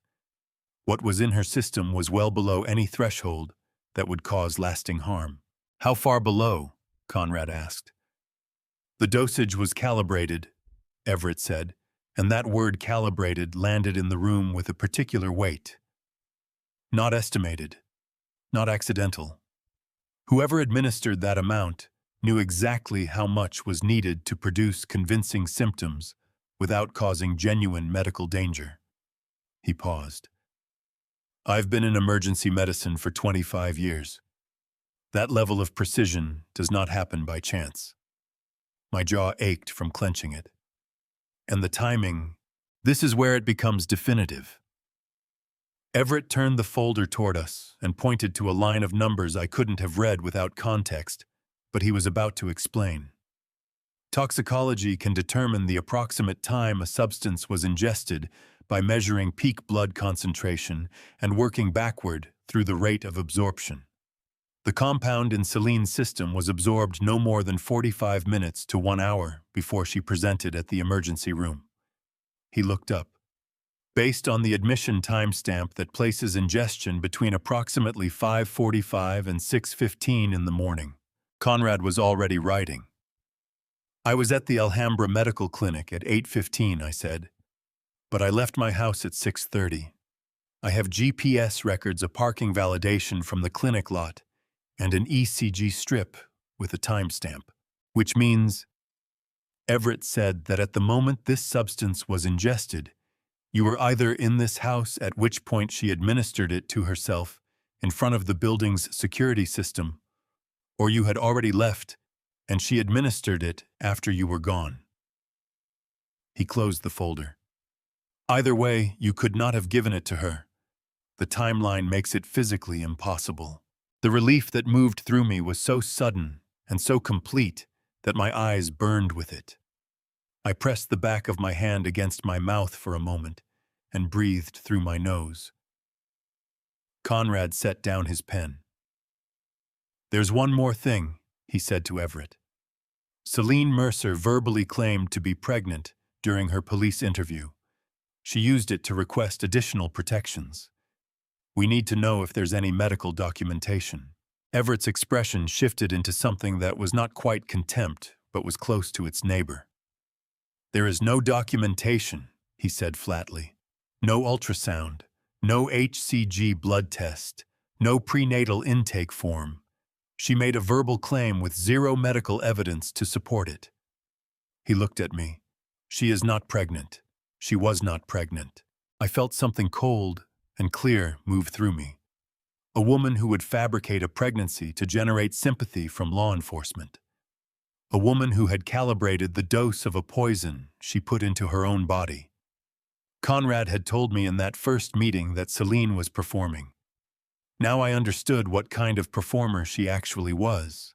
One more question, Conrad said, sliding a single printed page across the desk, a summary from his investigator. Were you aware that Celine Mercer completed a 4-year acting program at a private studio in Burbank before she married Daxton Mercer? Everett read the page, looked up. I was not, he said, but I am not surprised. He set the page down with the care of someone handling something that has just confirmed a long-standing suspicion. Every response I observed in her during her admission was textbook. The pacing of her distress, the escalation when staff entered the room, the recovery speed when she thought no one was looking. He shook his head slowly. I should have caught it sooner. I didn't want to believe it. None of us did, I said. Everett signed the formal medical declaration Conrad had prepared 3 pages, witnessed notarized by the hospital's legal office on the spot. He stood when we did, and when he shook my hand again at the door, he held it the same way he had at the beginning, both hands firmly like he was anchoring something. Win this, Mr. Mercer, he said, his voice low and steady. Please. I intend to, I said. We were halfway across the parking structure when Conrad's phone rang. He held up one finger. Give me a moment, and stepped away toward the concrete railing, phone pressed to his ear. I stood by the elevator and watched his face the way I'd learned to read the faces of people receiving information they hadn't expected. He'd walked out of that office looking like a man with a complete picture. Inside of 30 seconds, his expression shifted into something that told me the picture had just gotten bigger. He hung up and came back walking faster than usual. That was Marcus Webb, he said, and caught my look. My lead investigator, former LAPD 12 years. He's been running the physical evidence side of this since Monday. Conrad pulled out his legal pad as we walked toward his car, already writing. He found something behind the hospital. Behind Cedars-Sinai. In the public waste area off the loading dock, which does not require a warrant to search, he added before I could ask. At my age and with my background, I knew enough about evidence law to understand why that mattered. He found discarded packaging consistent with the type of chemical compound found in Celine's system, disposable gloves, and a prepaid cell phone. I stopped walking. A burner phone. A burner phone, Conrad confirmed. In the state of California, prepaid phones don't require identity registration. Anyone can buy one with cash and use it anonymously. He looked at me over the top of his glasses. But here's what they can't hide: every cell tower that phone connected to is logged automatically by the carrier, regardless of registration. And the messages sent from that device, the threatening texts that appeared in your phone, were sent from tower locations consistent with your son's regular movements, not yours. My hand gripped the strap of my jacket. He sent those messages himself, from a burner phone, then put them in my phone. That's exactly what the data suggests, Conrad said. He copied the message thread into your phone's SMS history, which is possible if someone has physical access to your device and sufficient technical knowledge. It's not complicated. It just requires access and intent. Access. Daxton had lived in my house for 8 months. The fury that moved through me then was different from anything I'd felt before, not the cold clarity of the first few days, not the grief-edged anger of reading Eleanor's letter. This was something hotter and more specific, the particular outrage of a man who had extended trust across 8 months and watched it be used as a weapon against him. I pressed my back against Conrad's car and breathed through it. There's more, Conrad said, watching me. The packaging Marcus found the chemical compound. He traced the purchase through a specialty chemical supplier in the San Fernando Valley. The buyer used a false name, paid cash, but the delivery address they provided was a storage facility in Glendale. He paused. The rental agreement for that storage unit was signed 5 months ago. 5 months ago. I went still. 5 months ago, I was in Phoenix, I said. My brother's 75th birthday. I was there for 3 weeks. I have hotel records, flight records. My brother and his wife saw me every day. Which means, Conrad said, that when this chemical was purchased, you were in another state entirely. Witnessed. Documented. He wrote something down. We have now established that you could not have bought the compound, cannot have sent the threatening texts, and were not home when the substance was ingested. He looked up from the pad. What they built against you, Clifton, is collapsing under its own weight. I let out a breath that had been sitting in my chest for what felt like 2 weeks. But before I could say anything, Conrad held up his pen. There's one more thing, and this one came from Detective Ruiz. I straightened. Ruiz contacted you. He called this morning, voluntarily. Conrad's tone carried the particular note of a man who has been pleasantly surprised by someone he expected less from. He said he'd been reviewing his interview notes from the day of the arrest, specifically the statement Daxton gave at the hospital. Conrad found the page in his pad and read, Daxton told officers unprompted that you had placed the substance in Celine's vitamins, and he specified the time. He said you did it around 8 o'clock. I stared at him. 8 o'clock. 8 o'clock in the morning, Conrad said, which is a problem for Daxton, because Ruiz never told him the suspected time of ingestion. The toxicology results weren't in yet. The time of administration had not been released to anyone outside the medical staff. He set the pad down on the hood of the car and looked at me directly. The only way Daxton could have known that time frame As if he already knew what time it happened, I said. Because he planned it. Exactly. Conrad's voice was controlled, but something moved behind his eyes, something that in a less restrained man might have been satisfaction. Guilty knowledge. That's what attorneys call it. When a person reveals information they couldn't have known unless they were involved.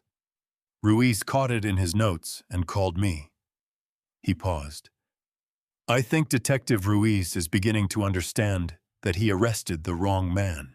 I pressed my hand flat against the car hood and held myself there for a moment, feeling the warmth of the metal against my palm, grounding myself in the physical reality of the parking structure, the smell of exhaust and concrete, the distant sound of traffic on Beverly Boulevard. Then I remembered something. A specific moment in the hospital, the day of the arrest, that I had carried around like a splinter I couldn't quite locate. Conrad, I said. When I was being walked through the ward when the officers were taking me past the patient rooms. I saw Celine through the doorway of her room. She was in the bed, hands on her abdomen, eyes closed. I noticed her right hand, she was pressing it against her stomach very deliberately, performing the pain. I looked at him. But there was a moment when the nurse turned away to check a monitor, and Celine reached for her phone with her left hand. Completely natural. No hesitation. No guarding. Conrad's pen stopped moving. He looked up slowly. A person in genuine abdominal distress, I said, doesn't choose which hand to use. The body protects the pain source automatically. But she was performing with her right hand and functioning normally with her left. I met his eyes.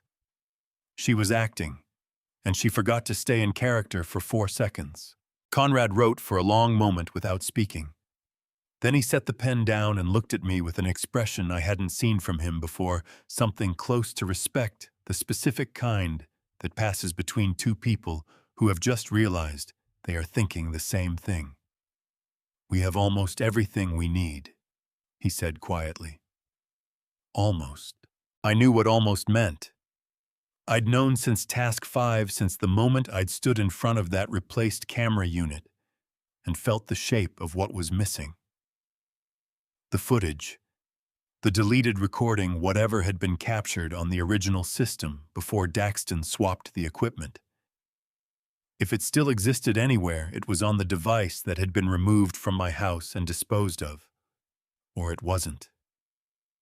The doorbell camera, I said. Conrad looked up from his pad. What? When I installed the security system 8 years ago, I said, feeling the pieces align with the particular click of something that has always been there, waiting to be found. I added a smart doorbell camera separately. Different brand, different app. It doesn't connect to the main recording unit at all. I looked at Conrad. It connects directly to the cloud, through its own account, through my email address. Conrad Voss, who had maintained the same measured expression through every development of the past 2 weeks, stared at me for a full 3 seconds. Then he picked up his phone. The office of Derek Paulson Digital Forensics was on the 7th floor of a building off Wilshire Boulevard, in mid-Wilshire. The kind of office that looked from the outside like it belonged to an accountant. Plain door, small brass nameplate, no indication that the man inside had spent the last 15 years recovering things that other people were certain they had destroyed. Derek Paulson himself was 40-something, with the particular energy of someone who operated on 4 hours of sleep and considered it a lifestyle choice rather than a sacrifice. He shook my hand without ceremony, pointed me toward a chair across from his primary workstation, and looked at Conrad. "Walk me through the camera setup," he said, pulling up a blank document on one of his 3 monitors. Conrad looked at me. "The main security system has 8 cameras," I said. "Installed 8 years ago, full perimeter coverage recording to a central unit in the hallway, which, as we know, was replaced approximately 3 months ago." I leaned forward. "But separately, 4 years ago, I added a smart doorbell camera. Different manufacturer, Different app. It connects to my home Wi-Fi network and backs up automatically to a cloud account registered to my personal email address. It has no physical connection to the main recording unit whatsoever. Derek's fingers were already moving. Login credentials. I recited them from memory. Eleanor had made me memorize every account password we had, write nothing down, Clifton, just remember it. And for the first time since she'd insisted on that particular habit, I was profoundly grateful for her thoroughness. Derek accessed the account. 3 monitors filled simultaneously with thumbnail grids of time-stamped footage. He leaned toward the center screen, scrolled quickly with the practiced efficiency of a man reading a language most people couldn't see, and then stopped. "Okay," he said, and something shifted in his voice, a sharpening. "There's your doorbell footage, continuous as expected." He pointed to the grid on the left monitor. "But look at this." He tapped the right monitor. "This account has a secondary sync folder. Do you know why?" I shook my head.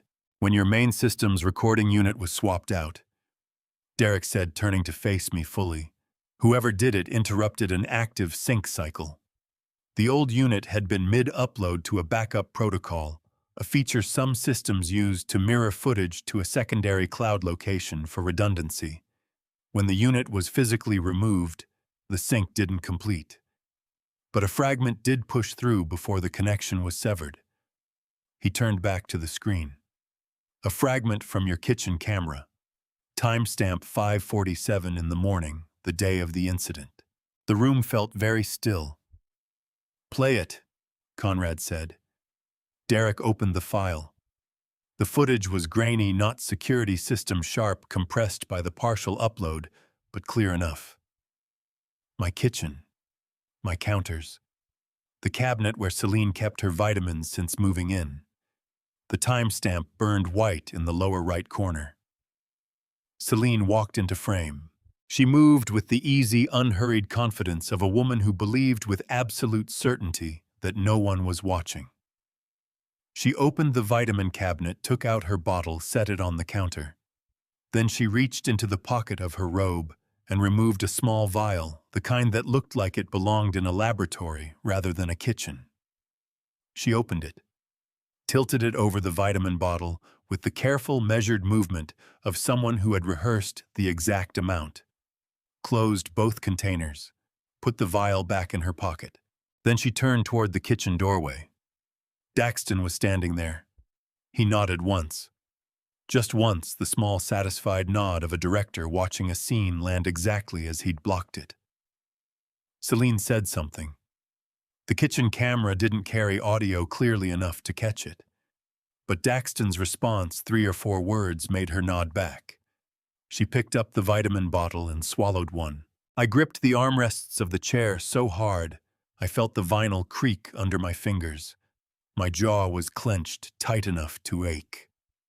68 years old, and I was watching my son stand in my kitchen and nod while his wife poisoned herself on their schedule, their terms for their plan, a plan that had been designed from the beginning to put me in a jail cell and take everything Eleanor and I had spent a lifetime building.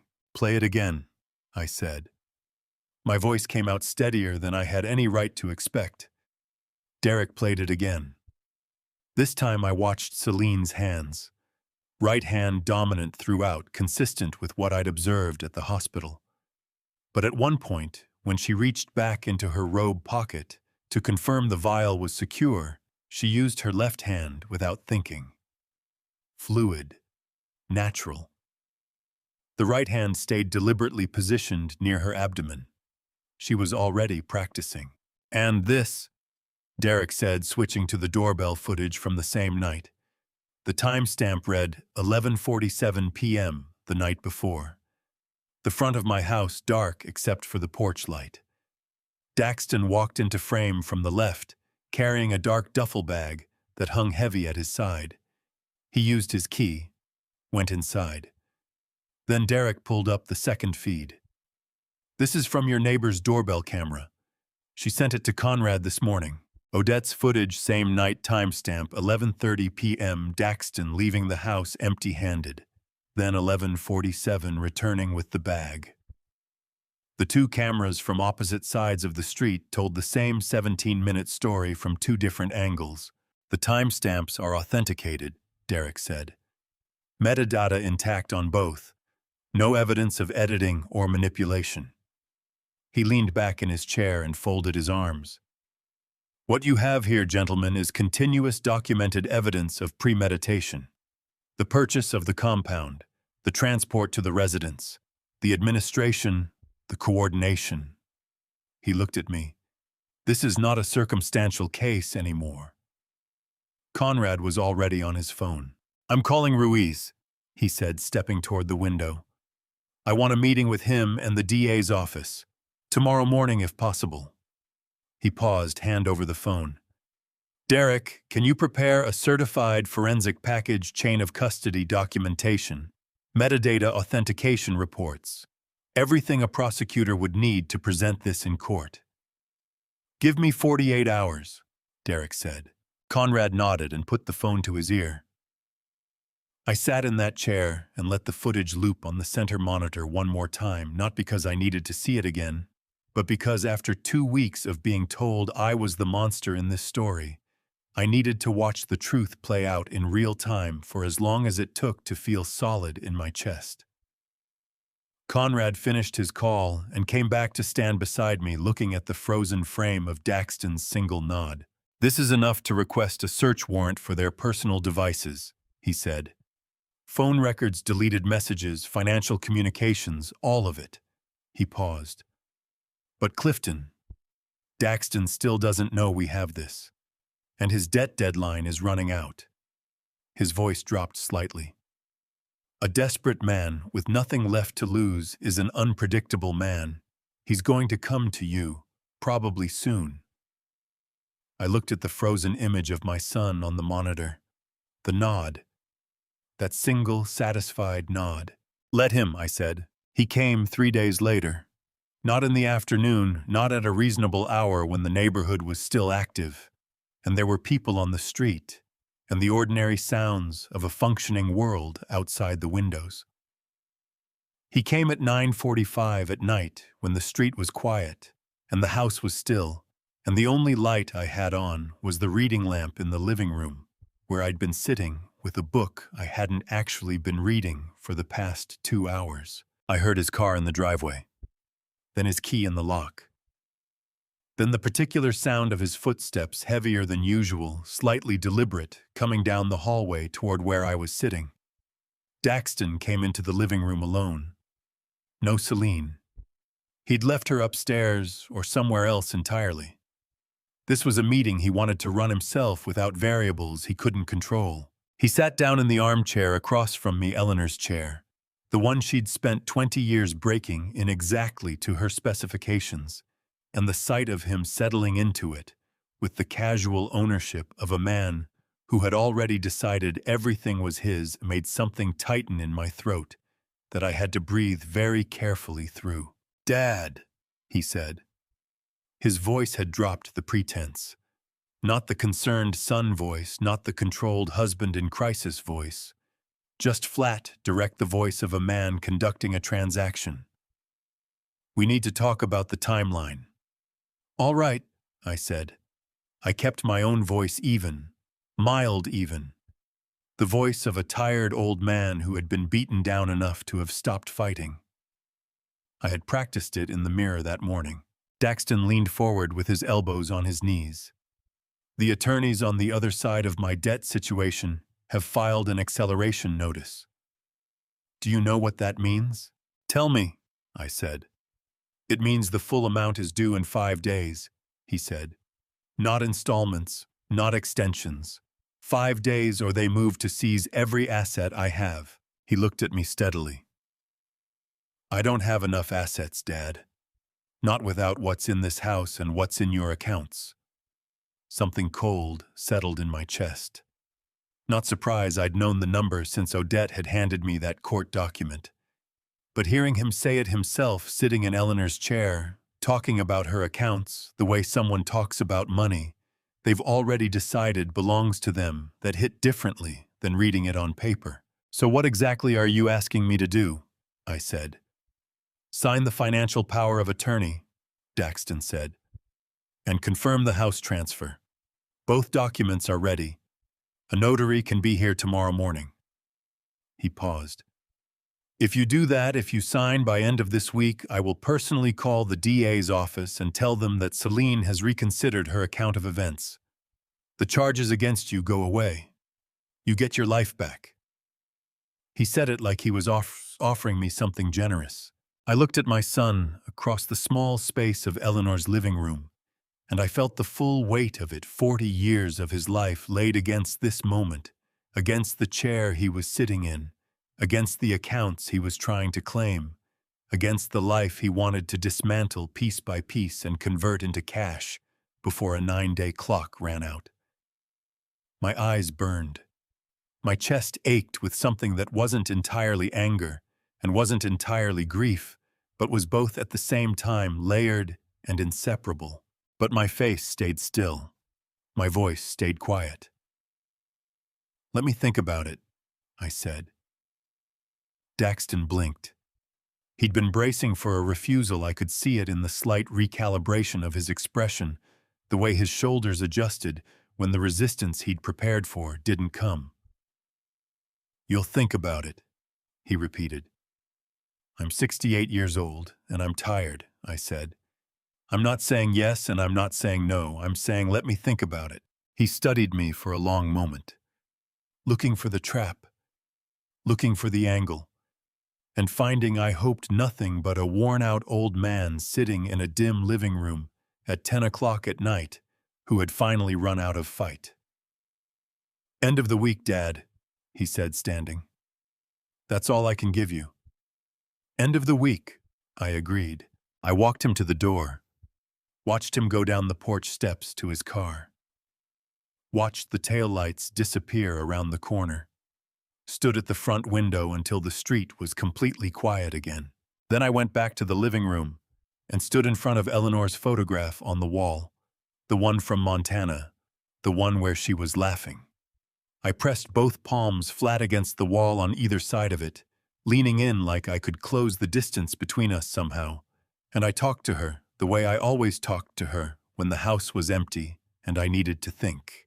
I need this to work, Elle, I said, and my voice came out raw at the edges, stripped of the careful control I'd held for the past hour. I need 3 more days, that's all. Just 3 more days. My hands were trembling against the wall. Not from fear. From the particular terror of a man who has placed the most important bet of his life and cannot afford to be wrong. I picked up my phone and called Conrad. He answered immediately. Mercer, what happened? He came tonight, I said. He wants signatures by end of the week. Power of attorney and the house transfer. A pause. What did you tell him? I told him I'd think about it. I kept my voice level. Conrad, I need you to listen to me carefully. I'm going to tell Daxton yes. Not maybe yes. I need him to believe I've made my decision. Another pause, longer this time. Clifton, I know the risk, I said, but Derek needs time to finish the forensic package, and we need the warrant for their devices, and none of that happens before Friday. If I refuse him now, he panics. A panicked man with 9 days and $3 million on the line does not behave predictably. I looked at Eleanor's photograph. But a man who thinks he's already won, that man waits. That man is patient. That man makes mistakes. The line was quiet for a long moment. I could hear Conrad breathing, working through it. If anything goes wrong, he said finally, if he gets a document in front of you before Friday, then I'll find a reason to delay the notary, I said. But it won't come to that. Get Derek to move faster. And Conrad. I pressed my hand against my sternum, feeling my own heartbeat against my palm. Make sure everything is ready by Friday. Everything. It will be, Conrad said. "I'll call you tomorrow." I hung up, stood in the quiet living room with the lamp throwing its small circle of light across Eleanor's chair, across her photograph, across the room she had made into a home for 40 years. I had just told my son I would give him everything, and I had never meant anything less in my entire life. For 4 days I became someone I didn't recognize, not in the way that grief changes a person or the way that fear does. Those are things that happen to you. This was a choice. Every morning I woke up in that house, walked downstairs, made coffee, and put on the face of a man who had finally run out of road. Tired, quiet, slightly defeated around the edges. I said good morning to Daxton in the kitchen, and I meant nothing by it. And I let Celine refill my coffee cup without thanking her with any particular warmth. And I moved through the rooms of my own home like a man who was already in the process of letting go. It was the hardest acting I have ever done in my life. On the second morning, Daxton asked me if I'd thought any more about the timeline. "I'm thinking," I said, staring into my coffee. "I just need a few more days." He studied me for a moment, that evaluating look he'd been giving me since childhood when he was trying to determine if I meant what I said. Then he nodded, satisfied, and went back to his phone. On the third afternoon, I heard Celine in the master bedroom, Eleanor's bedroom, moving around in a way that had a particular purposeful quality to it.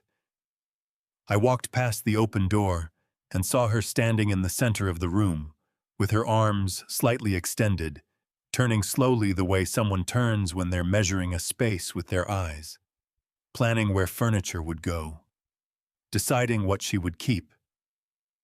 My throat closed, my hands curled at my sides. I kept walking. That evening, Conrad called me into his office for what he described as a routine update. The moment his door closed behind me, his expression shifted into something I hadn't seen from him before. A tightness around the jaw, a careful quality to his posture that told me he was about to say something he'd been working up to. "Sit down, Clifton," he said. I sat.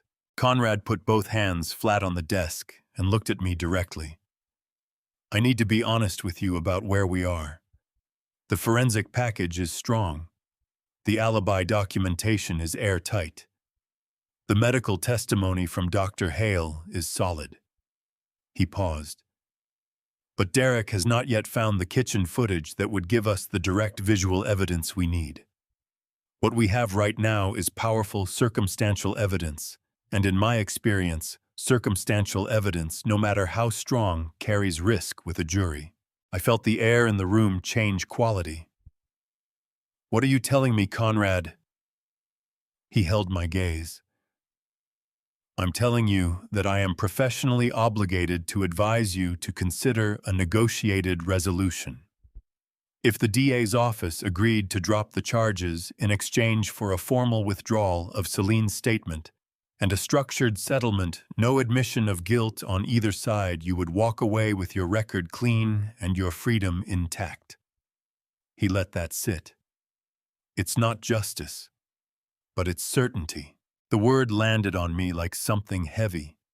Certainty. Walk away. Let them keep the narrative. Let Daxton's debt sort itself out however it's sorted out. Live out whatever years I had left in the quiet knowledge that I had chosen safety over truth. I thought about Eleanor's letter, about Ray Kowalski's technical report, about Odette Pruitt's 11 years of watching and her 20 pages of careful notes, about Dr. Hale holding my hand with both of his and saying, "Win this."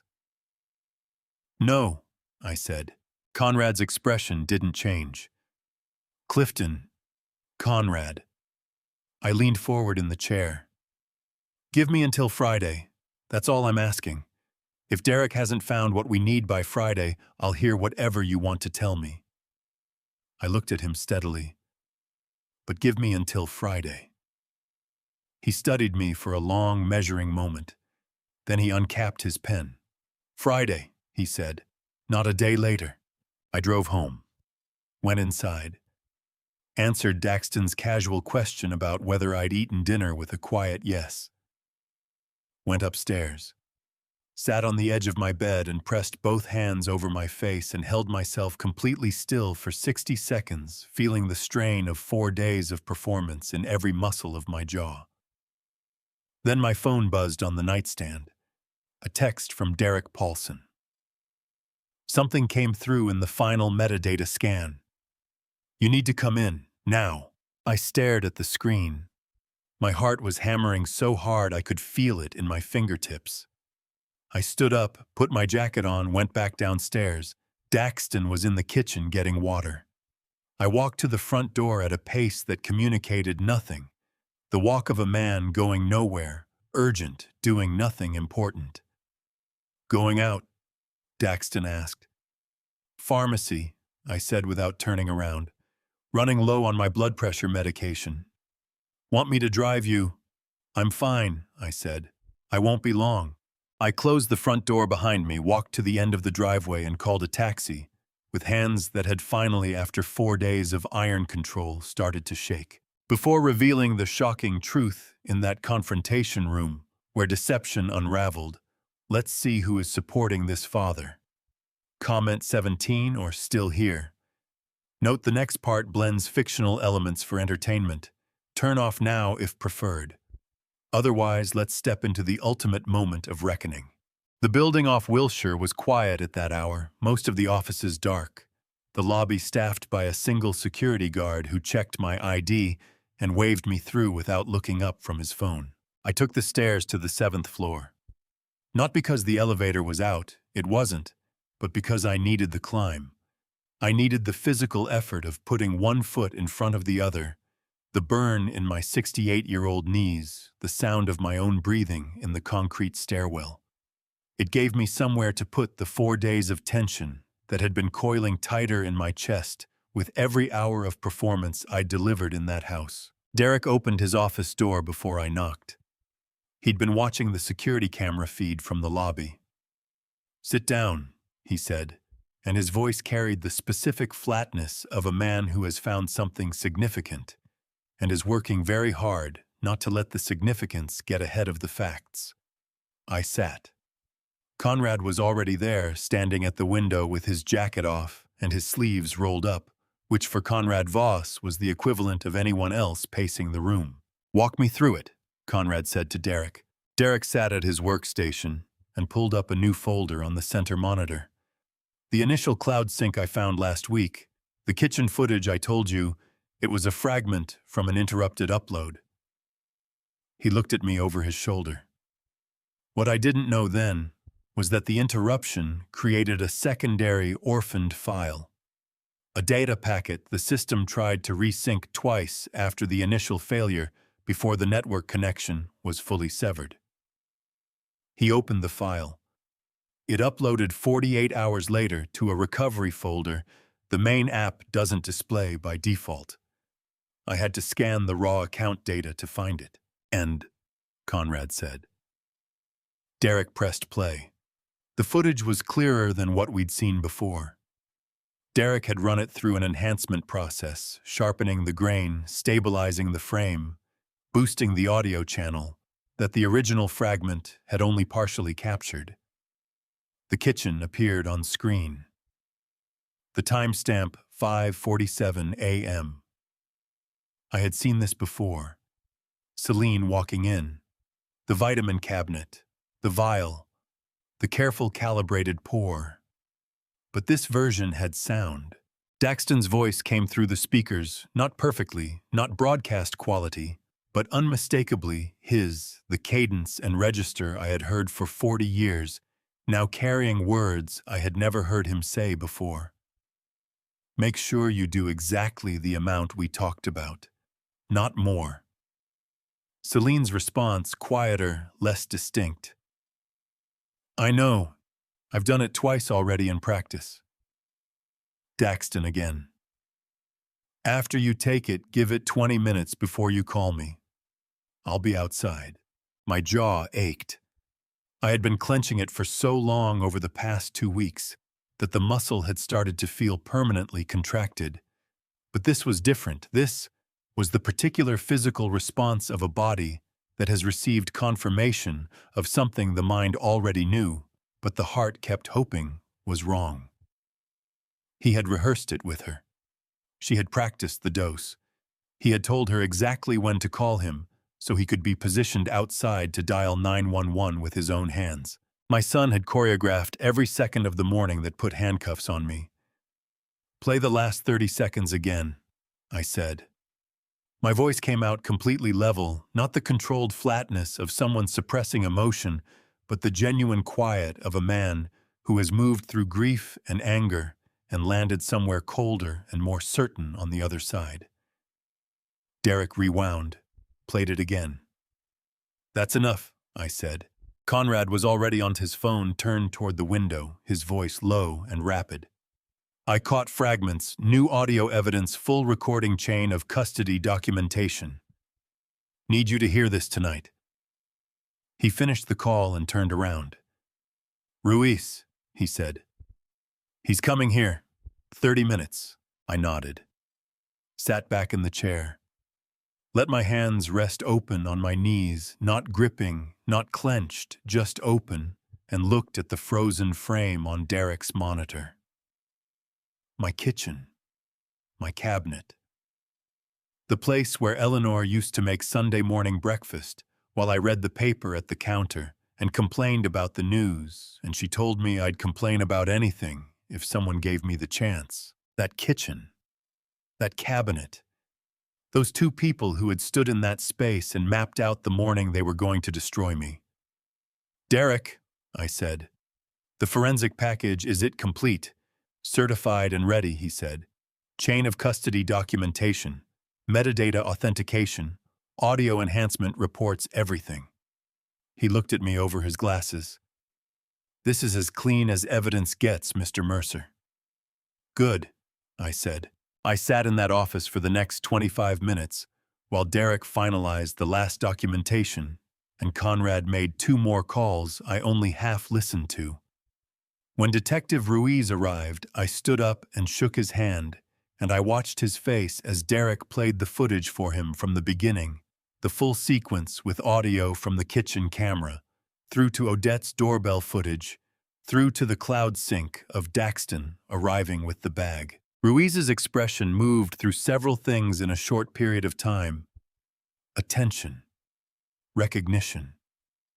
Something that looked around the edges like a man who was recalculating everything he had believed to be true 3 weeks ago. When it finished, he looked at me. "Mr. Mercer," he said, and his voice had changed in a way I couldn't entirely name, quieter, more careful, the voice of someone choosing their next words with precision. "I'm going to need to make some calls tonight." "I know," I said. "I'd like you to be available tomorrow morning." "I'll be wherever you need me to be," I said. He nodded, picked up his copy of Derek's forensic package, and left. Conrad waited until the elevator had closed before he turned to me. "It's going to happen tomorrow," he said. "The meeting at the hospital, all parties. I'll have it scheduled before midnight." He looked at me with an expression that was as close to warmth as Conrad Voss ever publicly allowed. "You held the line, Clifton." I picked up my jacket from the back of the chair, looked at the dark monitor where my kitchen had been. Thought about Daxton asleep in that house right now, certain he was 9 days away from solving every problem he'd ever created for himself. "Not yet," I said, "but tomorrow." They walked into that conference room like men who had already counted the money. That's the only way I know how to describe it. The particular quality of Daxton's stride, as he came through the door of the Cedars-Sinai conference room that November morning, pressed shirt chin up, shoulders back. Celine beside him in careful makeup and a cream blouse, one hand resting lightly against her abdomen, still performing right up until the last possible moment. Their attorney, Frank Aldrich, a compact man in his 60s, who specialized in civil litigation and clearly believed he was walking into a formality, followed 2 steps behind with a leather portfolio under his arm. They had no idea what was on the other side of that projector screen. I was already seated when they came in. Conrad to my left, Dr. Hale across the table, Detective Ruiz near the door, with a second officer I didn't recognize. Two representatives from the hospital's legal office sat at the far end. The room was quiet, with the particular weight of people who know something that others in the room do not. Daxton's eyes found mine the moment he sat down. He held my gaze for just a beat too long, a look that was meant to communicate something. Certainty, maybe. Or finality. I held it right back and gave him nothing. Frank Aldrich opened his portfolio. "My clients are here in good faith," he said, "to discuss a resolution that serves everyone's interests. Mr. Daxton Mercer has been cooperative with this process, and Mrs. Celine Mercer continues to stand by her original account of events." He smiled with the practiced ease of a man used to controlled rooms. "We're prepared to discuss terms." Conrad let him finish. Then he stood, opened his own laptop, connected it to the projector at the end of the table, and said pleasantly, "Thank you, Frank. Before we discuss terms, I'd like to present some evidence." He laid it out in order. The toxicology report. Dr. Hale's signed medical declaration. Hale himself nodding once from across the table when his name appeared on screen. The alibi documentation ECG timestamp from Alhambra Medical Clinic GPS records parking validation. The burner phone recovered from hospital waste. The cell tower data. The purchase records for the chemical compound dated 5 months prior traced to a false name with a delivery address in Glendale. The court records showing Daxton's $3 million debt and the 9-day acceleration notice. Frank Aldrich's pen had stopped moving somewhere around the 4th slide. Daxton's jaw was working a tight, rhythmic motion like he was chewing something that wouldn't break down. And finally, Conrad said, "This." He pressed play. The conference room screen filled with my kitchen at 5:47 in the morning. The silence in the room became absolute, the kind of silence that has a physical texture that you can feel pressing against your eardrums. Celine's face when she appeared on screen went the color of old paper. Her hand dropped from her abdomen to the armrest of her chair and gripped it so hard her knuckles went white. On screen, her image moved with practiced confidence through a routine she believed no one would ever see.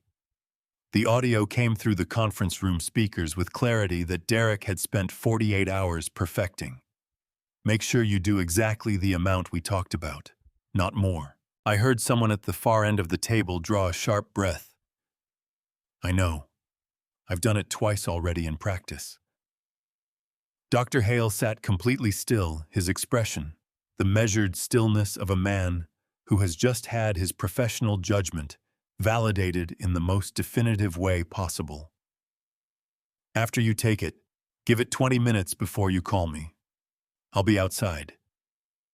Ruiz stood up, and then Daxton did something I had not anticipated, something that even after everything landed on me like a physical blow. He turned to Celine. He looked at his wife of 3 years, the woman he had stood beside in a garden ceremony, while he cried through his vows, the woman who had rehearsed that kitchen scene twice in practice, so the dose would be exactly right. And he put both hands flat on the table and said, in a voice so controlled it frightened me more than shouting would have, "This was her idea, all of it. I didn't know she'd gone this far. I was trying to protect her." The sound Celine made was not crying.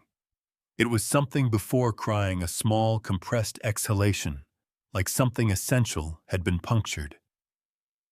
Her eyes went to her husband's face and stayed there with an expression I had never seen on anyone before. Not betrayal, exactly, not shock, exactly, but the specific devastation of someone who has just learned that the person they committed a crime with considers them entirely expendable. Her lawyer leaned toward her. She didn't look at him. Ruiz moved around the table with the quiet efficiency of someone who has done this many times and taken no pleasure in it. He reached Daxton first. The handcuffs produced that sound, that specific metallic click I knew from the inside, from my own wrists, from a hallway, not 50 feet from where we were sitting right now. Daxton's head turned toward me as Ruiz secured his hands. His voice came out cracked, stripped of the control he'd maintained for 2 months. "Dad," I looked at my son. I looked at him the way you look at someone you have grieved already before the ending, because you knew it was coming, and you did the grieving early, so you would have nothing left to spend when the moment arrived. My eyes burned. My chest ached with something that would probably never fully leave me. But my voice, when I finally spoke, was very quiet and very clear.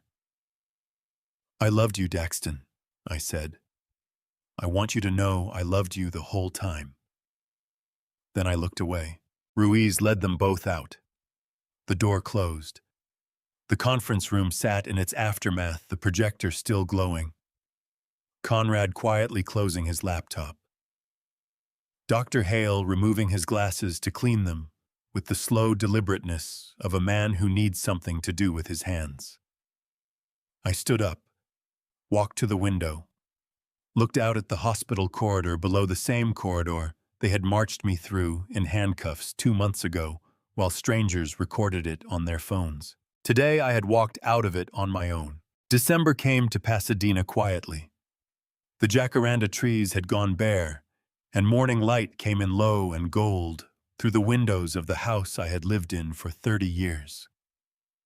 3 weeks had passed since the conference room. The charges were formally dismissed. Daxton and Celine faced 7 counts fabricating evidence, filing a false police report, criminal extortion, criminal conspiracy, and criminal tampering with a vehicle with intent to cause great bodily harm. Their accounts were frozen pending arraignment. Detective Ruiz came on a Thursday in civilian clothes. "I put handcuffs on you without asking nearly enough questions," he said. "I followed procedure when the situation needed judgment. I am sorry for that. Genuinely." My throat tightened. "Come in, Sean," I said. We talked at the kitchen table for an hour. When he left, he held my hand. "Take care of yourself, Mr. Mercer." "You too, Detective," I said. I watched his car pull away. Odette opened her door before I knocked. The guardedness I had associated with her face for 11 years had softened. When she looked at me, she smiled a real smile. "You won," she said. "We won," I said. She made tea. We sat in her living room, and she told me things about Eleanor. When I stood to leave, she walked me to the door. She spent her life building things that lasted. She looked at me. "You're one of them." 3 days later, I sat across from Conrad Voss. "We should update your estate documents," he said. "It does not need reviewing. I changed it 6 months ago.